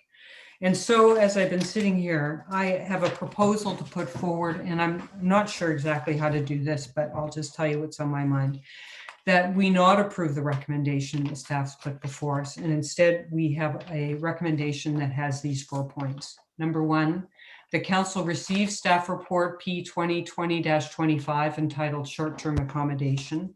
Number 2, that council directs staff to report back on the options and the cost to enforce existing bylaws regarding STAs, including the hiring of a consultant to take over enforcement, at least in the short term. 3, and the council directs staff to report back on the number of illegal STAs that are located within the town, with advice on the applicability of a licensing program to existing STAs. And lastly, and the council directs staff to undertake public consultation on the appetite for STAs as the next first step. So I don't know how to technically, do you want me to type that out and send it, or what to do? But that would be my thought. Thank you. Thank you. So what we'll do is we'll treat that as a proposed amendment, but what I'll hear from the rest of the standing committee first, and then hopefully between yourself and Deputy Clerk, we can capture all of that and we'll put it to the vote. So who was next? Councillor Jeffrey? Okay, go ahead. And then Deputy Mayor Hull, I have you. Thank you, Madam Chair. So really to start off with, I thought this was an excellent, extensive report that really laid the foundation for what should be our discussion. And I have to go back to the process we used with respect to the grain terminals. And our current CAO as executive director then prepared a white paper that created an engagement with the public before we made any decisions with respect to moving forward with it. And so I think that contrary to what my colleague has said, I think the process that has been laid out here for us is just a little bit early, because I do agree. I think our 2 people from the public speaking today made excellent points. And I did send staff a note this afternoon that I thought that the public, an initial public consultation should occur prior to the steps that are in this. And I think the report already lays a great foundation. There may be something to be added from Councillor Hamlin's comments in terms of content and going to the public. I think staff have outlined an appropriate process, but I think to support something in principle at this time makes public input moot in terms of moving forward. So I like the previous process we used with the grain terminals, and I would probably be tempted to put on a motion to defer these steps until we've had a public consultation based on a white paper on it. And I don't want to discuss a lot of the things except for the lack of affordable housing is so huge and so significant for our community. And I really think we have to understand that hence my request under other business, which will come up later. And I guess really, I don't know if it's important at this point now, given that I'll ask for that, but I wanted confirmation on how the OP review and the proposed licensing bylaw correlate. I know there was an attempt within the report, but maybe I just need it dumbed down. But an OP renewal can take up to 5 years for approval between county and provincial processes. So the chicken and egg. So does the OP review inform the bylaw or vice versa? And how does that timing work? So, and maybe that's not important until down the road, but for now, I think the white paper approach would certainly be desirable from my perspective. I'll turn it to Director Farr so that he can answer your question, at least in terms of timing. Director Farr. Sure. So through you, Madam Chair, Councillor Jeffrey, it's a matter of aligning the different regulations to make sure that if council was to choose to permit short-term accommodations, that the official plan policies, which are the overarching policies, reference and permit them to take place under the kind of conditions that council will establish. And then the zoning bylaw is expected to align with the official plan. Currently, our zoning bylaw very clearly prohibits short-term rental of any kind under 30 days. If council was to choose to approve a licensing program, then we would have to arrive at a definition that was coordinated with the details of the actual licensing bylaw. So in simple terms, you can't have a zoning bylaw that doesn't allow them and a licensing program that licenses their approval. So it would just be a matter of coming up with the appropriate definition and the linkage to the licensing bylaw and its language. Now, in terms of timing, we do have the OP update in progress right now. The OP update's comprehensive. It's a kind of a big initiative that once council considers it, assuming council approves it, gets sent off with the county for 6 months. Then the county finalizes the approval, makes it official, and brings it into effect. That might be a little unwieldy for the type of amendments that might be appropriate for introducing short-term accommodation permissions into the OP. So there's the potential that that could be brought forward kind of separately and expedited, or we could ask the county to consider that piece of the OP as a separate piece and try to get them to move that forward more quickly. There are a number of options there, or alternately, if the timing didn't line up right, we do a kind of a one-off official plan amendment. And we can do that. The Planning Act requires you to update or review your official plan at a minimum of every 5 years. So if you needed to bring the change forward more quickly, you could do it on a standalone basis. It would be out of sync with all these other things that are going on, but it can be done. It would need a public meeting, etc. Does that answer the question? Through the chair, yes, it does. Thank you very much. Yeah. Thank you, Director Farr. Deputy Mayor. Thank you, Madam Chair. Through you, first, thank you to staff for a very thorough report, and perhaps step one in what is bound to be a lengthy process, and one that will probably take some twists and turns until we get to the final destination.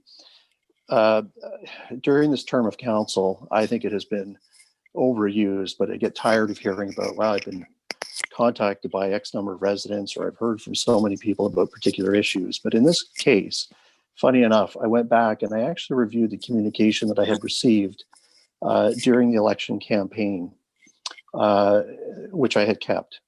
And this was the number one issue in terms of people who had reached out to me. These were from residents from across our community who were fed up with operations of STAs. With, I believe, exception of one, in each case, when I replied back to that individual or individuals or families to talk to them about the particular circumstance, The issue at the heart was the fact that it was a property that was owned by an absentee owner. And that's one key point that I think that moving forward, I know Councillor Hamlin addressed it in one of her questions to staff, and I'd like to see it as part of our conversation moving forward, is that there are people in the community, I know many of them, who are operating a short-term accommodation unit within a home that they own. Whether they own it outright, whether it's got a mortgage, it doesn't matter. And I'd be willing to bet they probably have a mortgage. And part of the reason that they are, renting a part or a portion of the home is so that they can get ahead. Affordability is a huge issue in this community. However, STAs are not the root of affordability. And in fact, and as somebody who has spent a number of years working in terms of affordable housing, attainable housing, et cetera, we've got a problem. I agree with Mark Shibanidi. Not sure it's a catastrophe, but crisis for sure. And it's something that we have to address as a community. But the reality is that I think if we went back and looked at the 300 units, and Vice Chair Hamlin is right on when she says, you can only pick one location. Collingwood is a good place as a landing pad because I think it has a greater cachet than maybe a surrounding community per se, from a rentability, from an appeal standpoint. And when you start to drill down and when you start to look at the mapping online, you can very quickly see where these places are. Highway 26 running out to the west of the community. That area is predominant condominium. And the point I raised there is just simply that I think that if we went back, and it's easy to do, you'd probably find that a good percentage of these places weren't necessarily operated as a rental in one shape or another. They've simply exchanged hands. The person who has now chosen to purchase it is operating it illegally as an STA. But there are examples throughout the community of people who have purchased, who have renovated their homes, who have made accommodations so that they can afford to live within the community, or simply just to get ahead from a lifestyle perspective. And I think that that's something that we need to carefully recognize, because as we want to encourage young families, younger people, all walks of life to our community and ensure that they have opportunities to be able to afford where they want to live, if this is a means in which they can do it, we've got to embrace that. At the same time, we've got to make sure that those who truly are absentee, who are not following the rules, who are not here to be able to enforce many of the examples that were brought up in the deputation this evening, I agree with the Vice Chair. I think that we heard the message loud and clear through the election. It's come up time and time again since. And we need to be able to give our staff the tools to be able to execute enforcement, whether that's a broader budget, a greater number of people, whatever the case may be. But that is the essence in terms of what we need to be doing today. And I think I'll just leave it at that. I simply just wanted to recognize the fact that there are people that unfortunately, under our current bylaw, are actually running afoul, who are actually doing a really good job, simply in an effort to get ahead. And we've got to recognize that while we make sure that we enforce tough standards, not only to STAs, but quite frankly, we need to be starting to enforce other issues as it relates to property standards. I mean, it doesn't matter what neighborhood within this community. If you're a lousy neighbor, you're a lousy neighbor. And something I think that we do consistently hear, and I'm not criticizing staff, I think it's a capacity issue in terms of being able to enforce. Don't have enough resources. But we do hear issues from time to time from our constituents, from our residents, from our fellow neighbors about the fact that, this is happening here, this is happening here. And an example that I sent today, I hear this time to time. We never talk about it. I've never seen more cars parked on front lawns.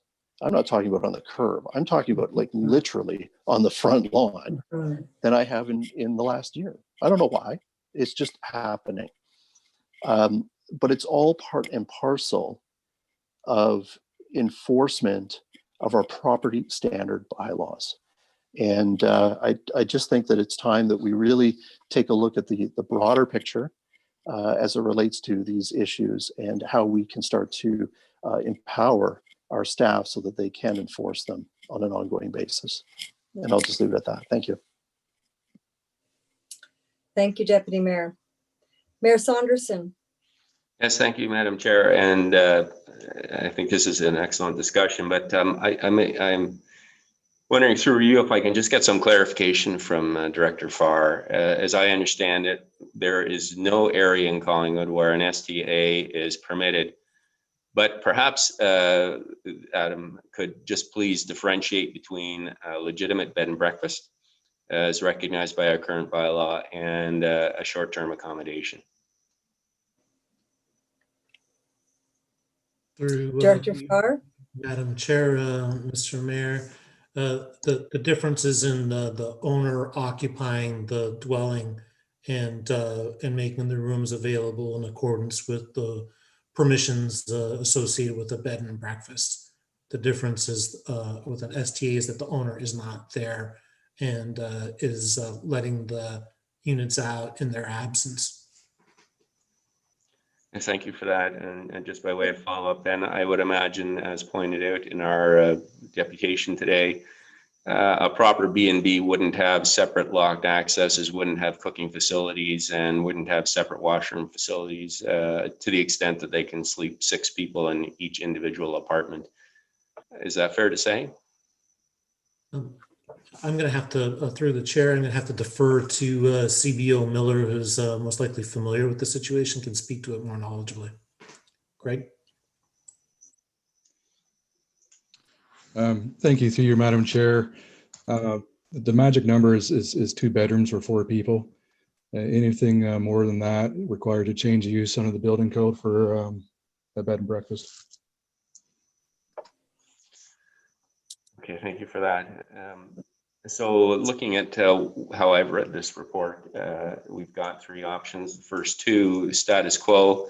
It seems to me what we're hearing loud and clear is that the status quo is not tenable and it's not being effective in terms of us being able to appropriately enforce and monitor the situation based on the hours that are set out in the report. Number 2 is to provide enhanced law services. And as I read that, staff is saying that this is not a viable option given the overall volume. So I think where we are and what I'm hearing from council on this committee is that while we may not be ready to head into the short-term accommodations, we acknowledge there are issues in the current arrangement and our ability to properly enforce that. And so I guess through you, Madam Chair, and I don't want to put Director Farr or our CBO Miller on the spot here, but is there a way that we can ramp up our enforcement and go through the public consultation process that's being discussed and be, I guess, nimble enough to respond to the types of situations we heard about from our resident today, Ms. Mifflin, during the deputation? Director Farr or CBO Miller, whoever cares to comment on that. I'll take a shot at it through you, Madam Chair, Mayor Saunderson. I think the answer is yes. That but for the recommendation that council approve this in principle, council could direct staff to explore the viability of such a program, beginning with the public engagement piece. Whether or not council wanted to advance past the public engagement piece, it would be essential either way. The notion of, from staff standpoint, the notion of a successful licensing program would have required that anyway, because it would have needed to calibrate to community expectations and to allow that debate to unfold to match up with council's sort of vision for how this thing would unfold. So I think if we step back and alter the recommendations a little bit to soften the language, to explore this and report back as an intermediary step before we approve the program moving forward beyond that. I think that would work. Thank you for that answer. And I think I will look to the chair, but I guess what I would be suggesting is that we refer it back to staff for them to look at the current wording and to soften it in the context of the discussions we've had today, so that we can move forward, I think, in trying to address the current situation without committing to the STA licensing process, and to allow for the necessary public input that might allow us to further that discussion. And I know there's a motion on the floor, and then there was an amendment put on the floor, so I guess I will leave it to the chair to stick handle through all that. Okay. That would be my recommendation. Thank you. Yes, thank you. I'll just make a couple of my own comments, and then I will make some comments relative to the direction for this particular motion, and seek some clarification from staff. But I am absolutely in agreement with what has been said here about what we're seeing in terms of the downside of short-term accommodations in our community relative to making more affordable rentals available, driving up the prices of homes, impacting on our sense of place and community when we have absentee landlords who are bringing new people week in and week out into the same community. But in addition, and I think it's ironic that we reviewed our 5-year economic development action plan, because it also talked about, from an economic standpoint, the need to have attainable housing for workers to come in to this community, and also to enhance the commercial and industrial tax base. And this, as a residential application, does nothing to do that. It also does not create jobs. It also does not create what Director Ridlow referred to as value proposition tourism, in that visitors who come into this community and use short-term accommodation are spending less money as compared to a conventional hotel or motel scenario, are likely to be making food in the home as opposed to going out and using our restaurants. So it just is, in my view, a fail on so many levels. Now we have a proposal to amend the motion in front of us. However, I'm just not sure, based on what we've discussed tonight, whether the motion is amendable.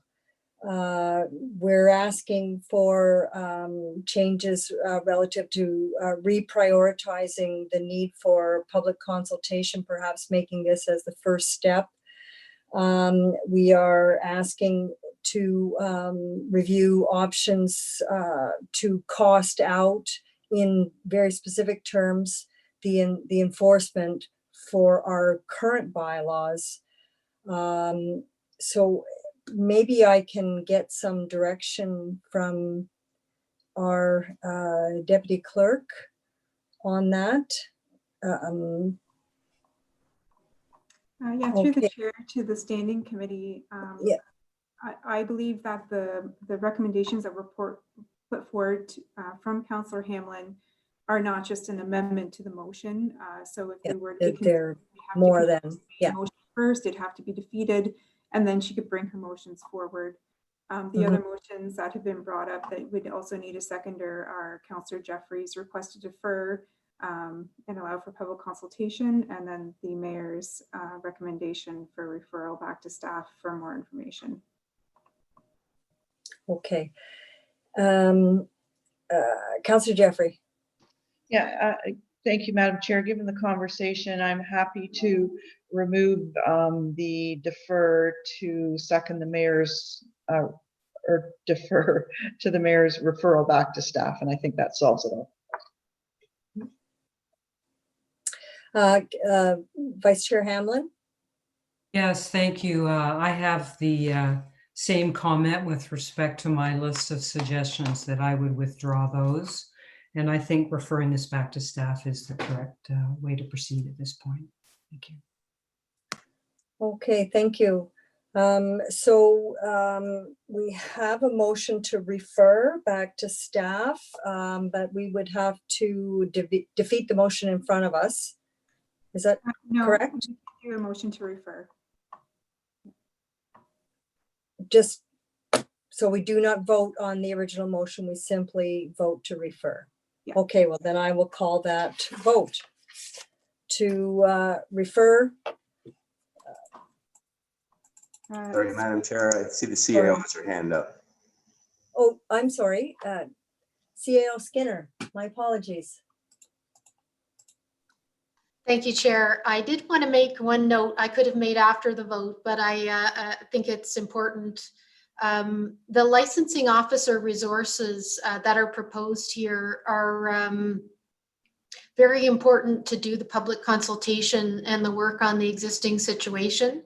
It will come forward to you separately under the budget, so you don't need to act on it this evening. But I did want to state to the committee how important those resources will be in referring this back to staff in order to take what I suspect will be the path that the committee and council would like with respect to some more investigation, a better understanding of the impacts on attainable housing, et cetera. Thank you, Chair. Thank you for that reminder. Okay, so we have a motion from Mayor Saunderson to refer this report back to staff. Do I have a seconder? Councillor Jeffrey? I'll call the vote then. All in favor to refer the motion. And that is carried unanimously. Thank you very much, committee. It was a good discussion. Our next staff report is PW 2020-20 Transit Services Update. And I will turn this over to Director Slama. Welcome. Good evening. Thank you, Chair Doherty. We do have our Coordinator of Transit Services, Chris Wisniak, with us tonight, and he will speak to the most of this report. I just wanted to provide a few opening words. So this report provides a brief history and overview of Collingwood's transit operations. With this report, we have presented some recommendations to extend our existing operations contracts. We've provided an update on the accessible transit, such as our specialized bus and the on-demand shuttle or taxi. And then we've also provided some comment on how these services will be reviewed through our Transit Services Review and Optimization Study, and likely modified so that we can look and evaluate and provide alternative service delivery options. So with that introduction, I'll pass it over to Chris Wisniak, and he'll go through the presentation for you. Good evening, everybody. Thank you for having me. I'm going to start off just going through some background of Caltrans and our specialized transit. So Chris, there we go. So we've almost been in operation we're pushing close to 40 years. I've outlined some key milestones that we've achieved with Caltrans, expanding to multiple routes with our fully accessible buses in 2007, 2011 and 2012 with our partners extending intermunicipal links.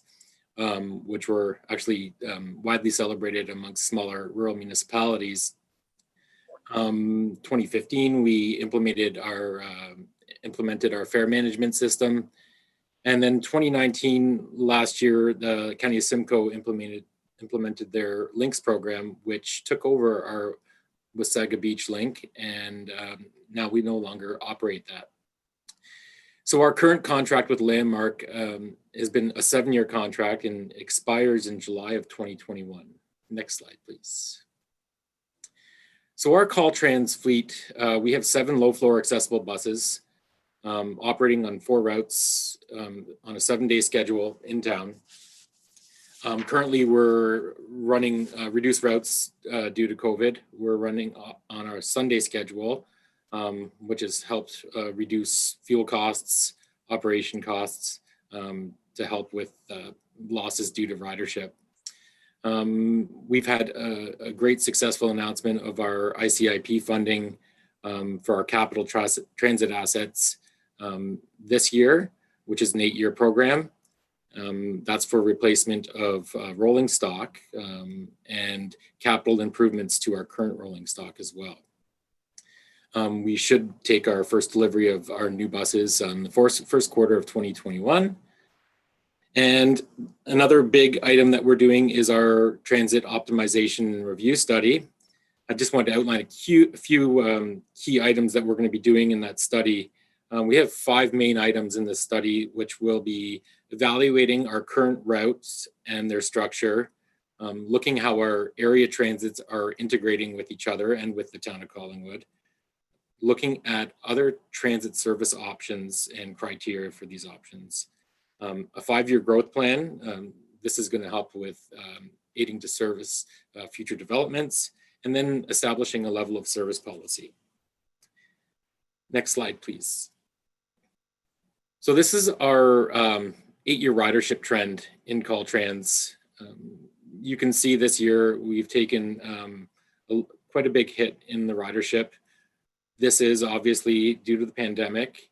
It is very consistent with other transit authorities in Ontario. We are not the only ones experiencing this. A lot of municipalities and transit authorities, we got a little excited in June and July. We were getting to the 75 to 80% of ridership.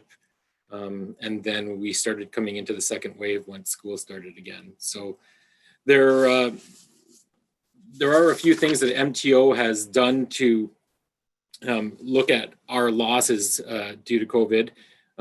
The town is qualified for a funding recovery, and we have recently submitted an amount for recovery due to fare losses when we were down to no fares during the pandemic.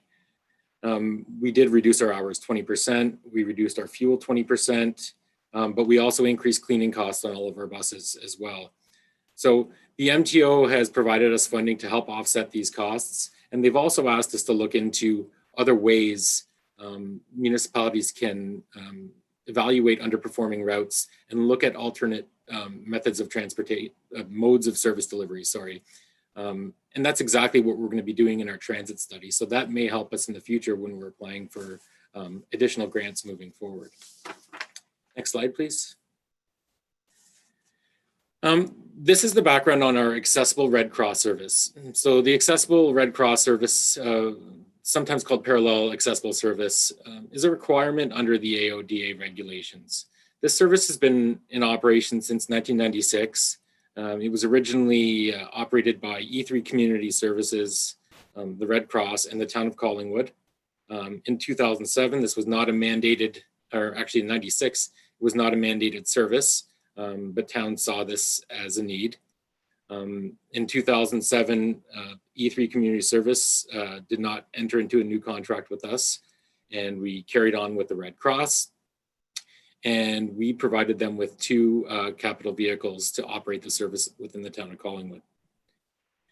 The AODA integrated standards were then released in 2000, and they were actually reduced in 2009, and we had to adhere by 2011, which increased certain legislations and regulations that the town and other municipalities had to comply to with regards to accessibility. and I'll speak to that later in the presentation. In 2013, we entered into a new 5-year +2 contract with the Red Cross, which is currently coming to an end in December 31st in 2020, this year.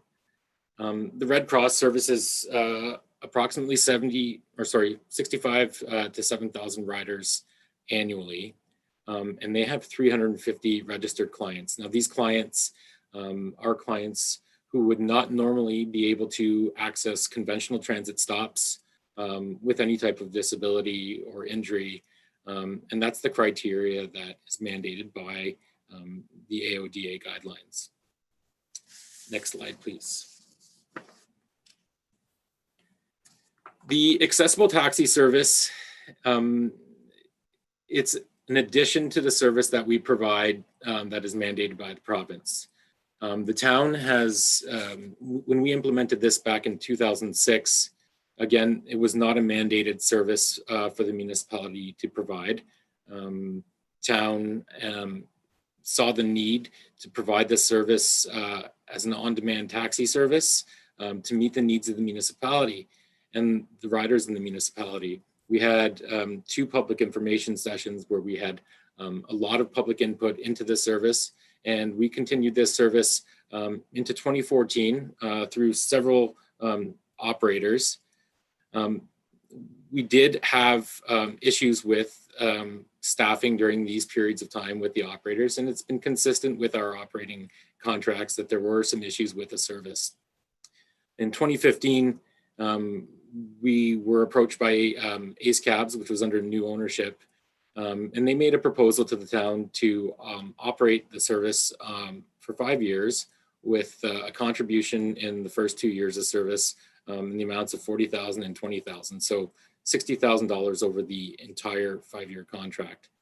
This year, due to the pandemic, and I know Peggy has spoke to this to committee,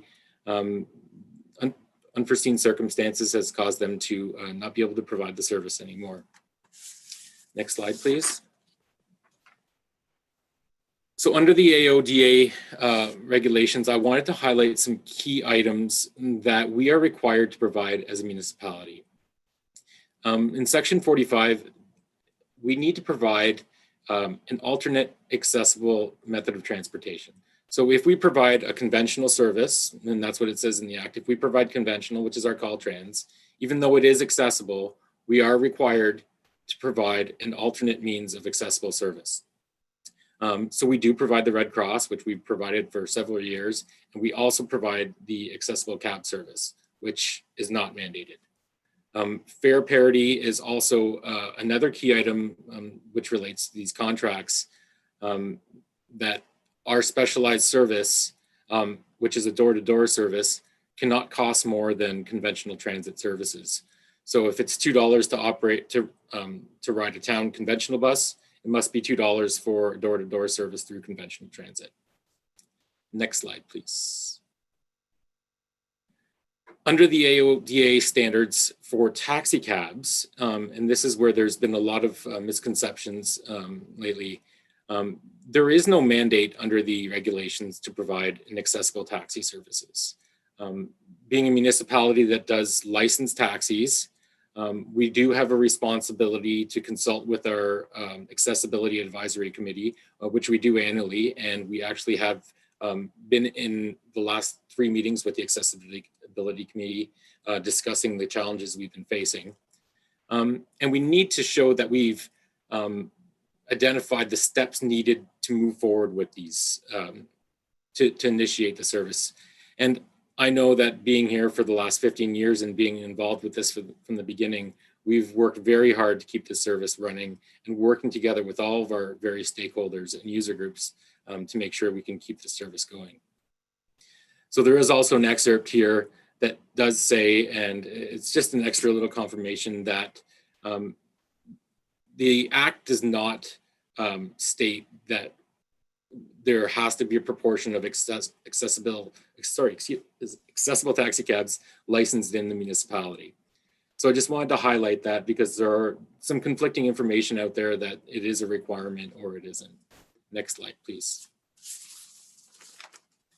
So our recommendation for our conventional transit, we have our current transit contract with Landmark Transportation. We are in the 7th year of that contract. We are recommending to extend that 1 additional year.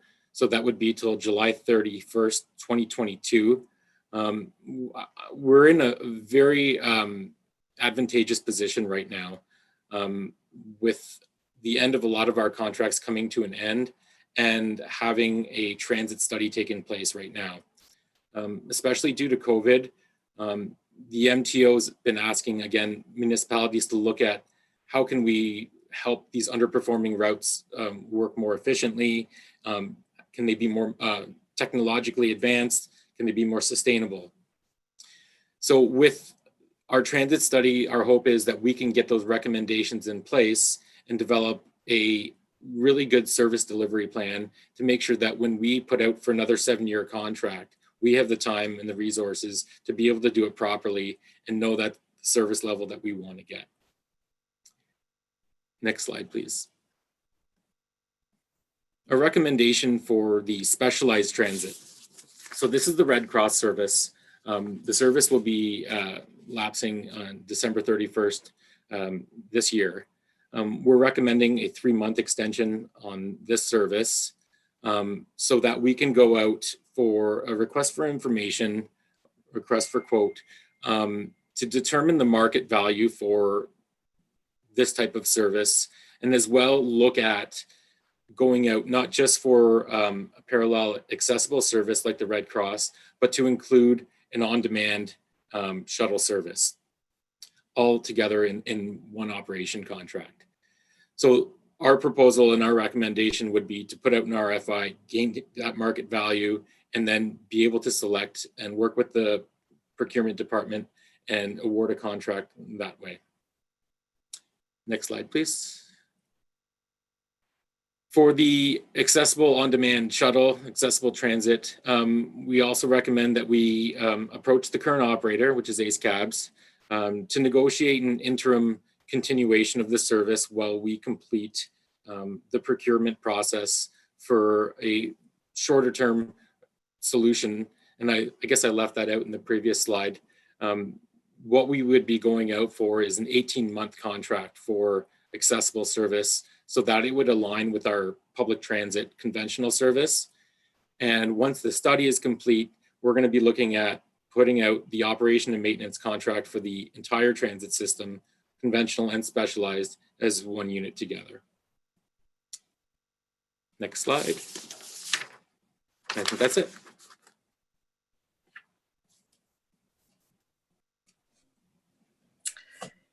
Thank you very much, Manager Wisniak. That was a great presentation.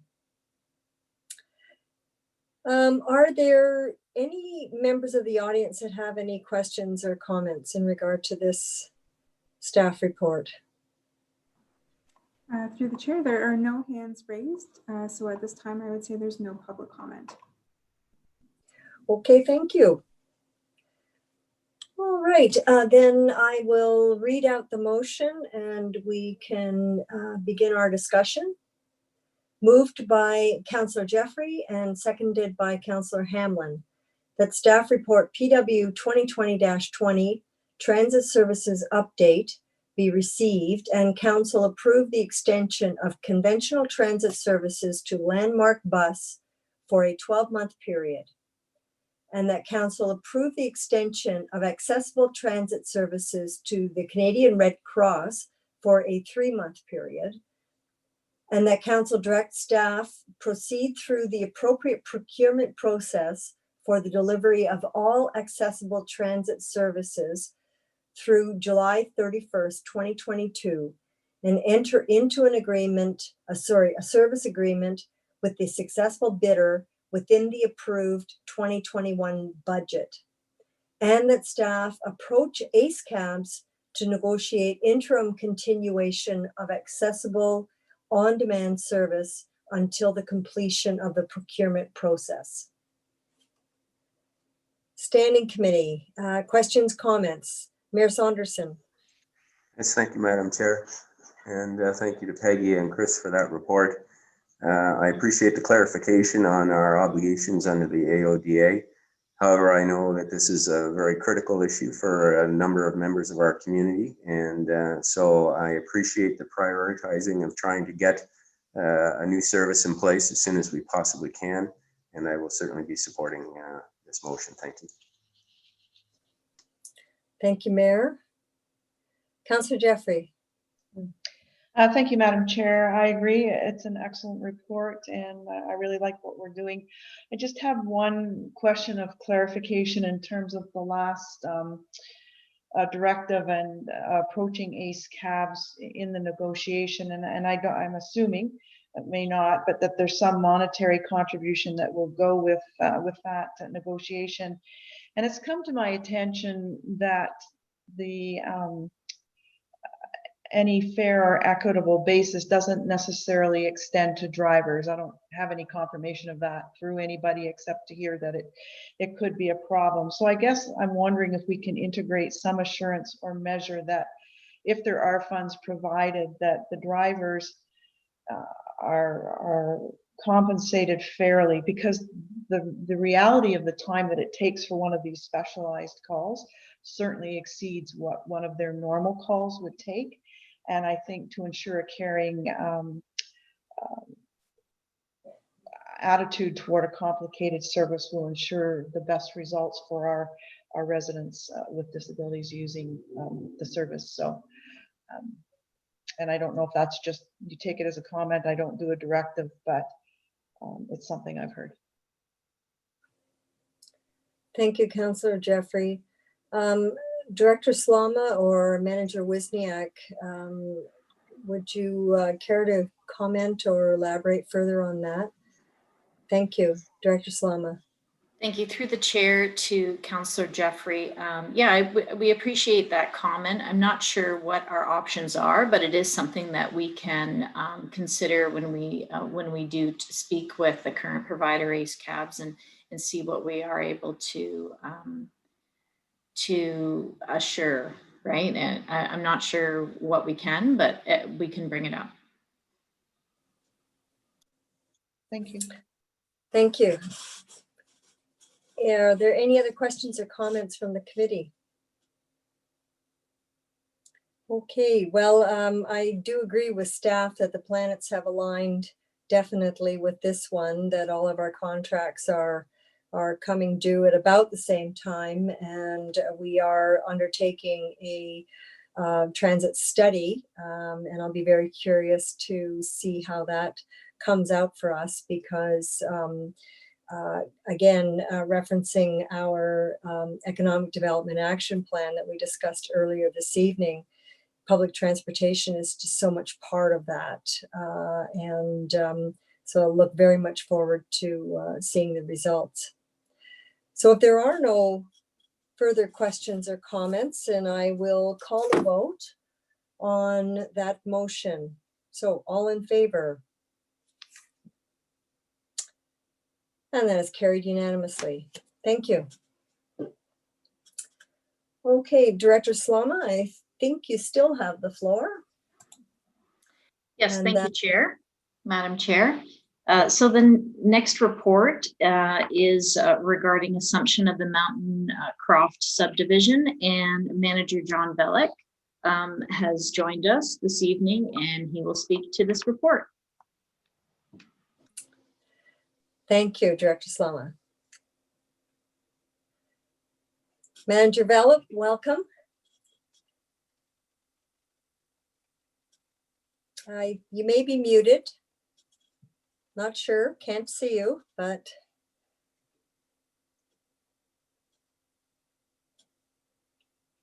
someone is muted. Okay.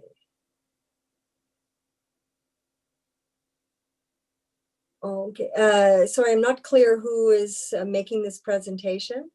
No, it is Manager Bellick, but we've got some kind of communication problem because he's speaking, but we can't hear him. Yeah, and I don't see actually now that I'm looking at his window, he doesn't appear to be muted, so that's interesting. Yeah. Well, I can go ahead if while John tries to figure out what to do. Okay, go ahead. I think it's pretty simple. Okay, if you can put up the presentation, please, Chris. So this is a fairly straightforward staff report. It is in respect to the assumption of the 3 phases of the Mountaincroft subdivision. Next slide, please, Chris. So this map just shows you where the Mountaincroft subdivision is within the town of Collingwood, just to provide some context. Next slide, please. This subdivision was received draft plan of subdivision in January 2006. In 2008, the town entered into a subdivision agreement. And in the fall of 2020, the developer has completed all aspects of phases 1, 2, and 3, and the town is ready to assume those phases of the subdivision. Next slide, please. And this just is a plan of the 3 phases. So there are 3 remaining phases in the subdivision, to which a majority of which have been built, but of course we haven't gone through the completion period for those phases. Next slide, please. So I think here we're just reviewing all the works that have been completed to date. So all municipal works and roads in these phases are complete, excluding the stormwater pond, and this will be assumed within the remaining phases. And that's the presentation. Maybe Manager Vellick could see if we can hear him. Can you hear me now? Yes. Yes, we can. There you are. Did you have anything to add to that, John? No, I apologize. I was logging back off. I've been on Zoom all day and haven't had any problems. So I'm here to answer any questions if anyone has any. Great. Okay. Deputy Clerk, are there questions from members of the audience? There are no hands raised in the attendees, so there are no public comment at this time. Okay, great. Thank you. Okay, that being said, I will read out the motion and turn it over to the committee for comments and questions.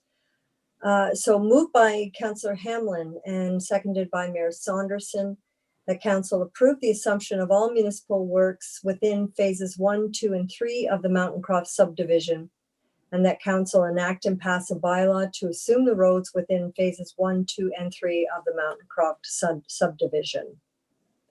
Questions or comments? Seeing none, I will call the vote. All in favor? And that is carried unanimously. Thank you. That was easy. Next. Committee minutes, item 7.0, the Collingwood Heritage Committee minutes.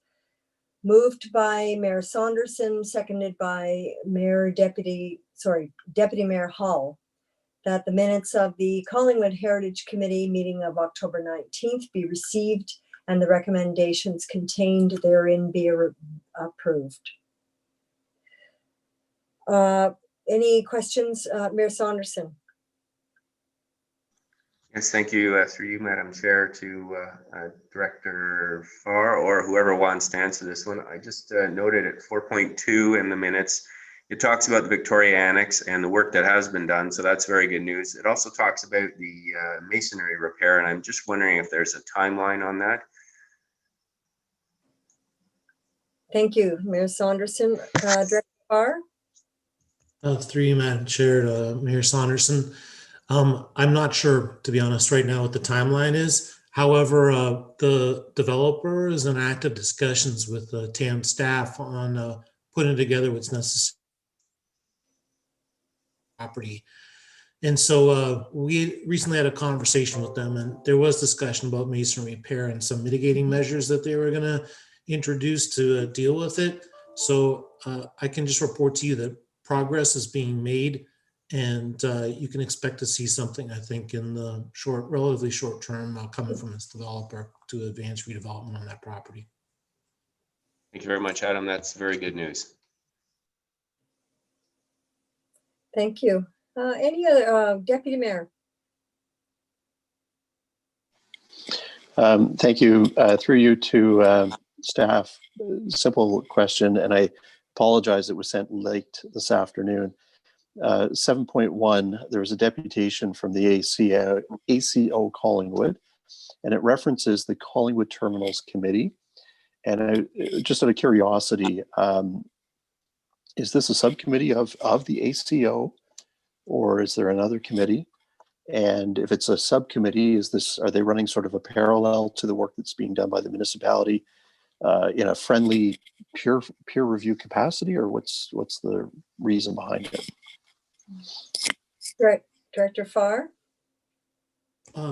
Thank you, through you, Madam Chair. I made some inquiries on this item, and I understand that this is a group of kind of civic-minded, heritage-minded folks. I don't know their exact relationship to ACO. I'm assuming there may be some cross affiliation, and I can't really speak to or qualify the work that they're doing now. But I just understand it's sort of civic-minded and kind of in earnest. Okay, thank you. CAO Skinner.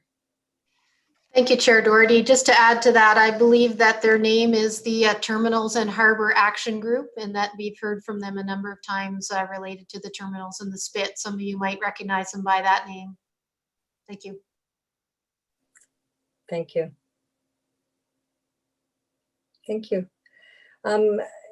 If I may, I'm just going to make the comment that I see or observed once again in these minutes that there was reference to vinyl windows, applications for vinyl windows, and vinyl windows being approved, in spite of the fact that our heritage bylaw does not permit the use of vinyl windows in the Heritage District or on heritage designated buildings. And this is certainly not the first time that this matter has come up, and it seems to me that the issue of variations from the heritage bylaw continue to come up from time to time, and it feels to some degree like death by 1,000 cuts to the heritage bylaw. And I'm wondering if we could ask the Heritage Committee if they could perhaps come to Standing Committee or to Council and maybe address some of these issues, because they continue to come up. And they also seem to be a source of consternation with ACO. Can I ask either, CAO Skinner had her card up. So I'll ask if you were going to answer that question. Thank you, Chair Doherty. I was suggesting I had part of that answer, which is that we have suggested under the community-based strategic plan that each committee come annually to talk about their priorities and accomplishments and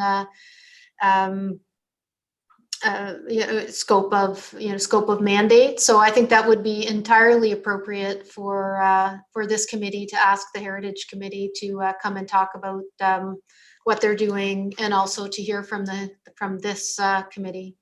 Thank you. Very good, thank you. Deputy Mayor.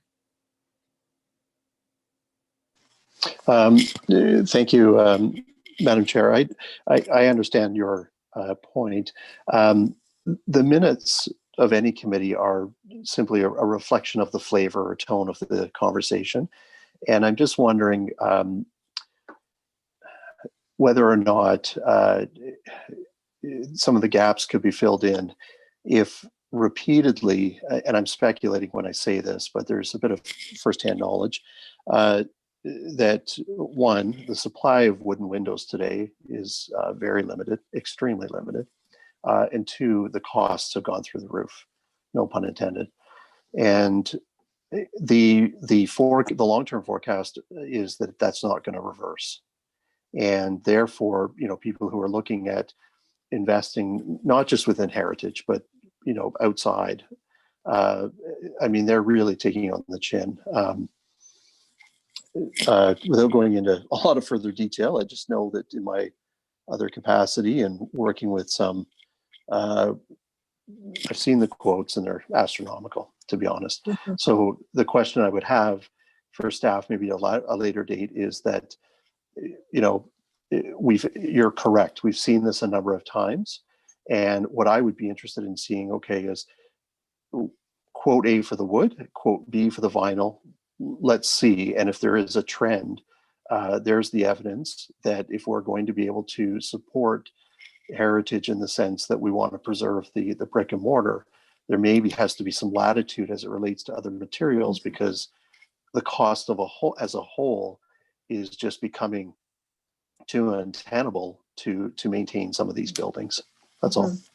And I stand to be completely wrong. It's just an observation. Yeah.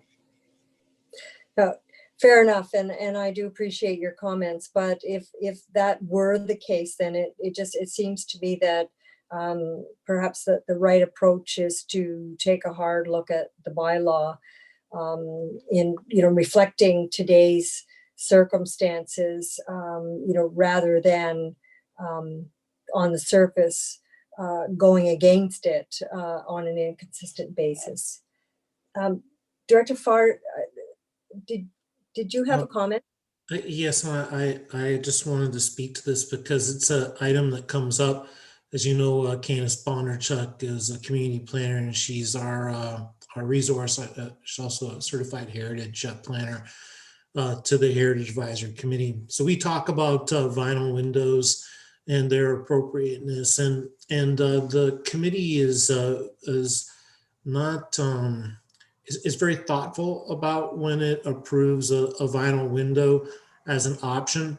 There have been situations where there have been non-exposed facades where a new window has been proposed that has negligible or no impact on sort of the heritage characteristics that would be visible to the public. And the committee has permitted vinyl in those cases.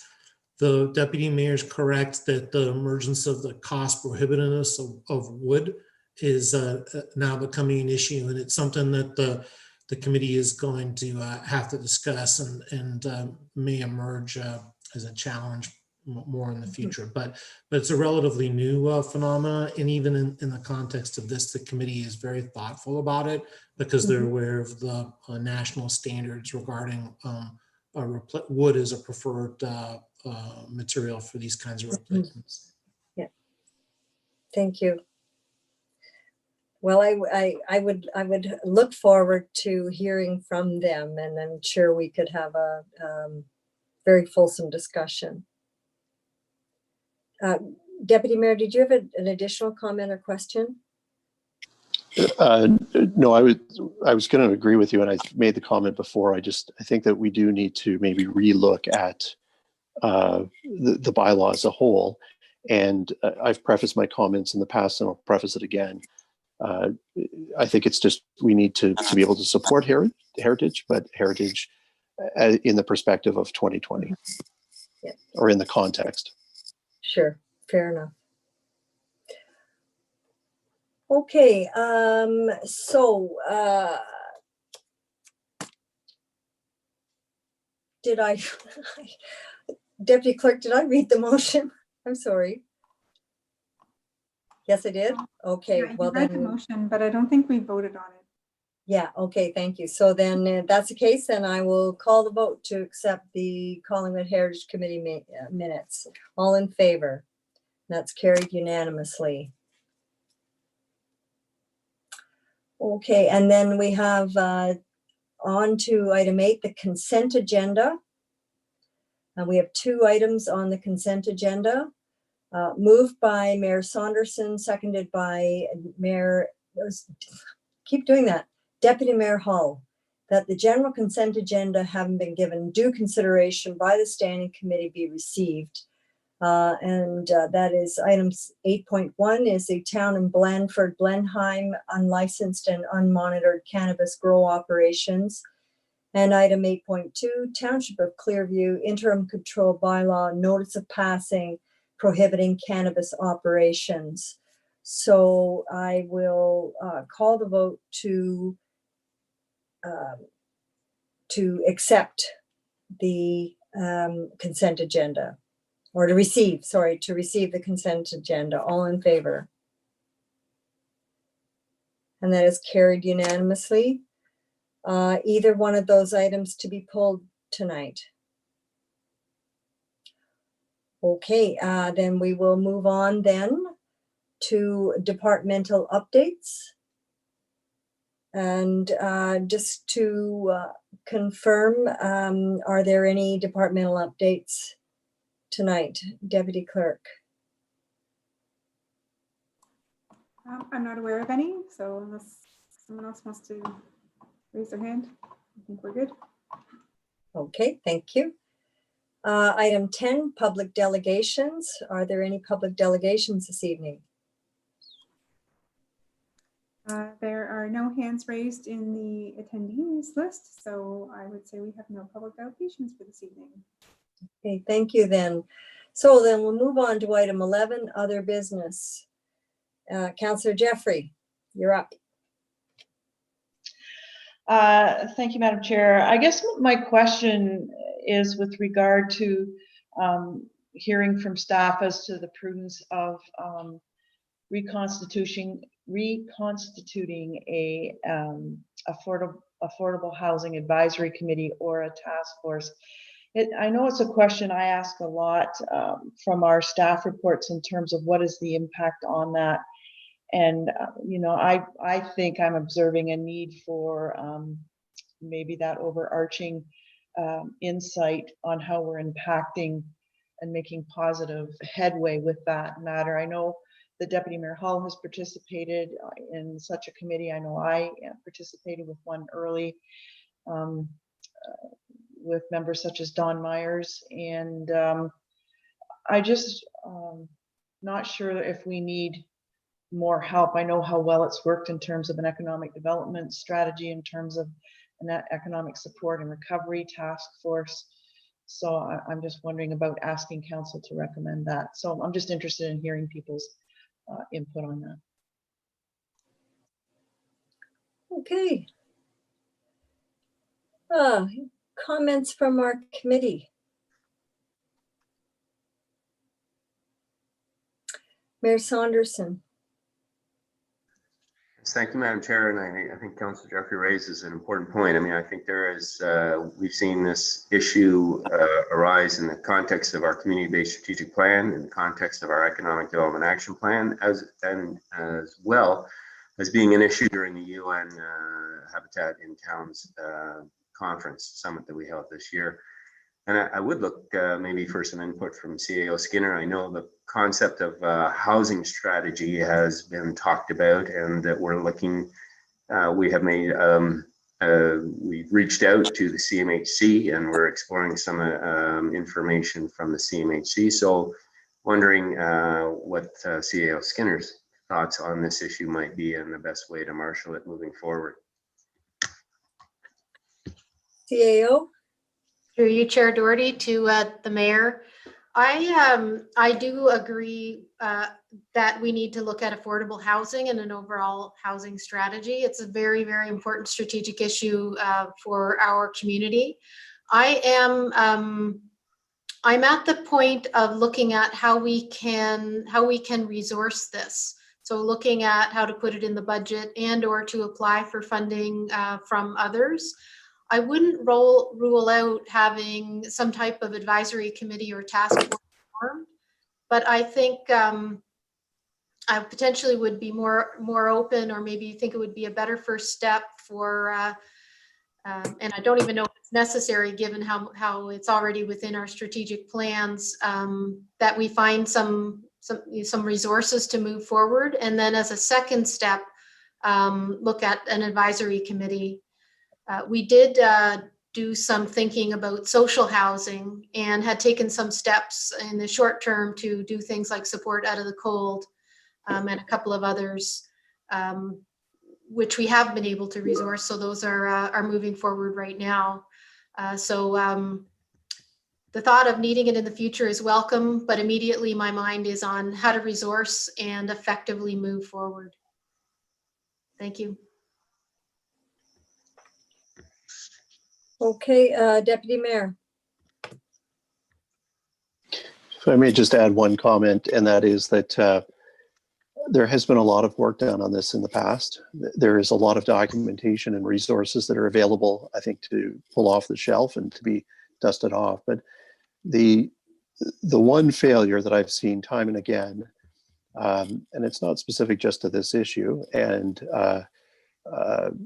it's not a comment on current staff, because current staff, quite frankly, weren't involved. And that is that for whatever reason, because of the geographical divide, because of the economic and, sorry, not economic, but because of the political divide, the community that we should be talking to about this specific issue is the town of Blue Mountains. And until we sit down with the town of Blue Mountains, perhaps Clearview Township, Grey Highlands, even Wasaga Beach, and come up with a regional strategy to tackle attainable housing as it relates to employment. A simple solution is for a municipality to simply purchase and donate land, have a developer come in and build studio suites that would be used for seasonal employment, and they are the ones that have the revenue. I mean, it is done all over North America. And for some reason, we have not been able to achieve this here.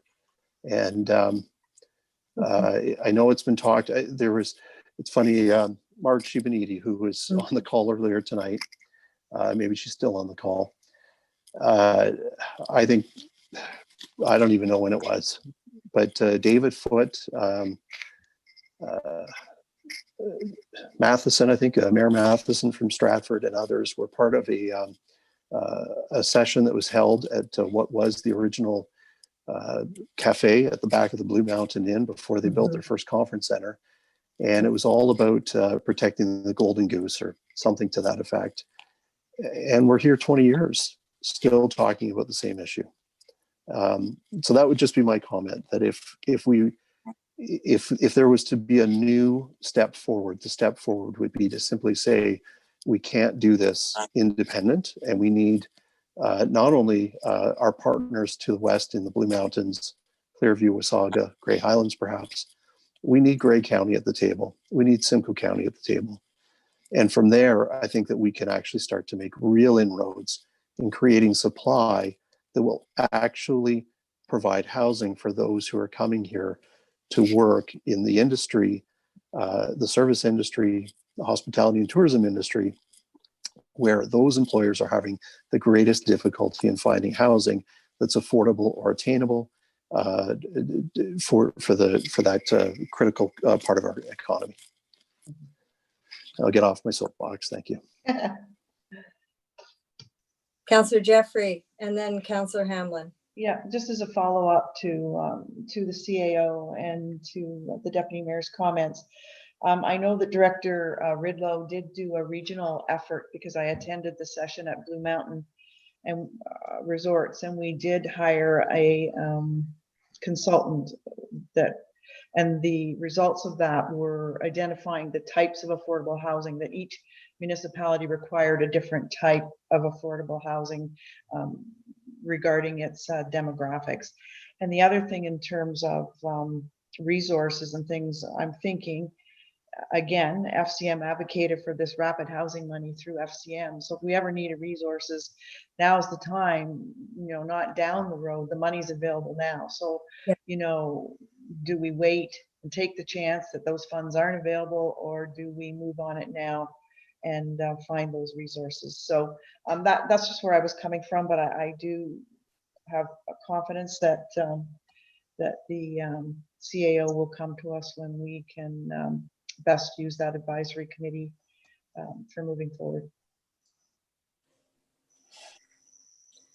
Terrific.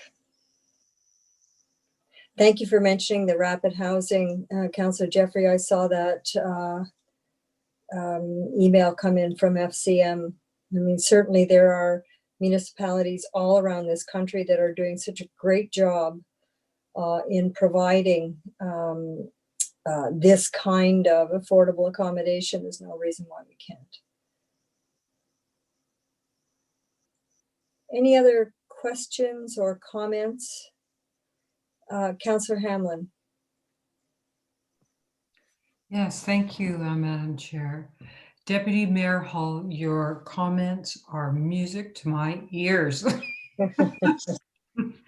I love the idea of doing more of a regional outreach to provide housing for our area that is more affordable. And if land is, and I'll just, one thing that's often in my mind, if land is so expensive in Collingwood for housing, but it's cheaper if you go a kilometer or two away into Clearview, you know, and there's bus service, that's a big if, I know you gotta add that in, you know, maybe all the housing doesn't need to be within the four corners of Collingwood. Maybe it should be, I don't know, these are big questions, but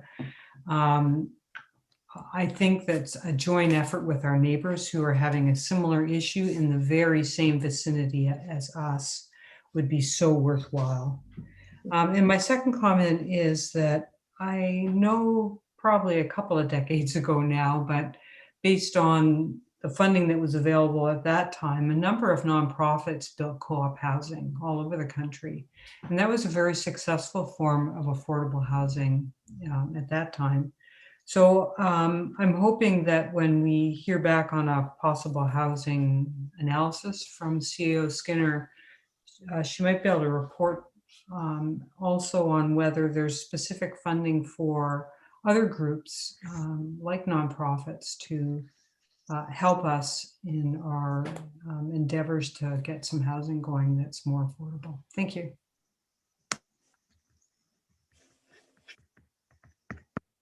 Great.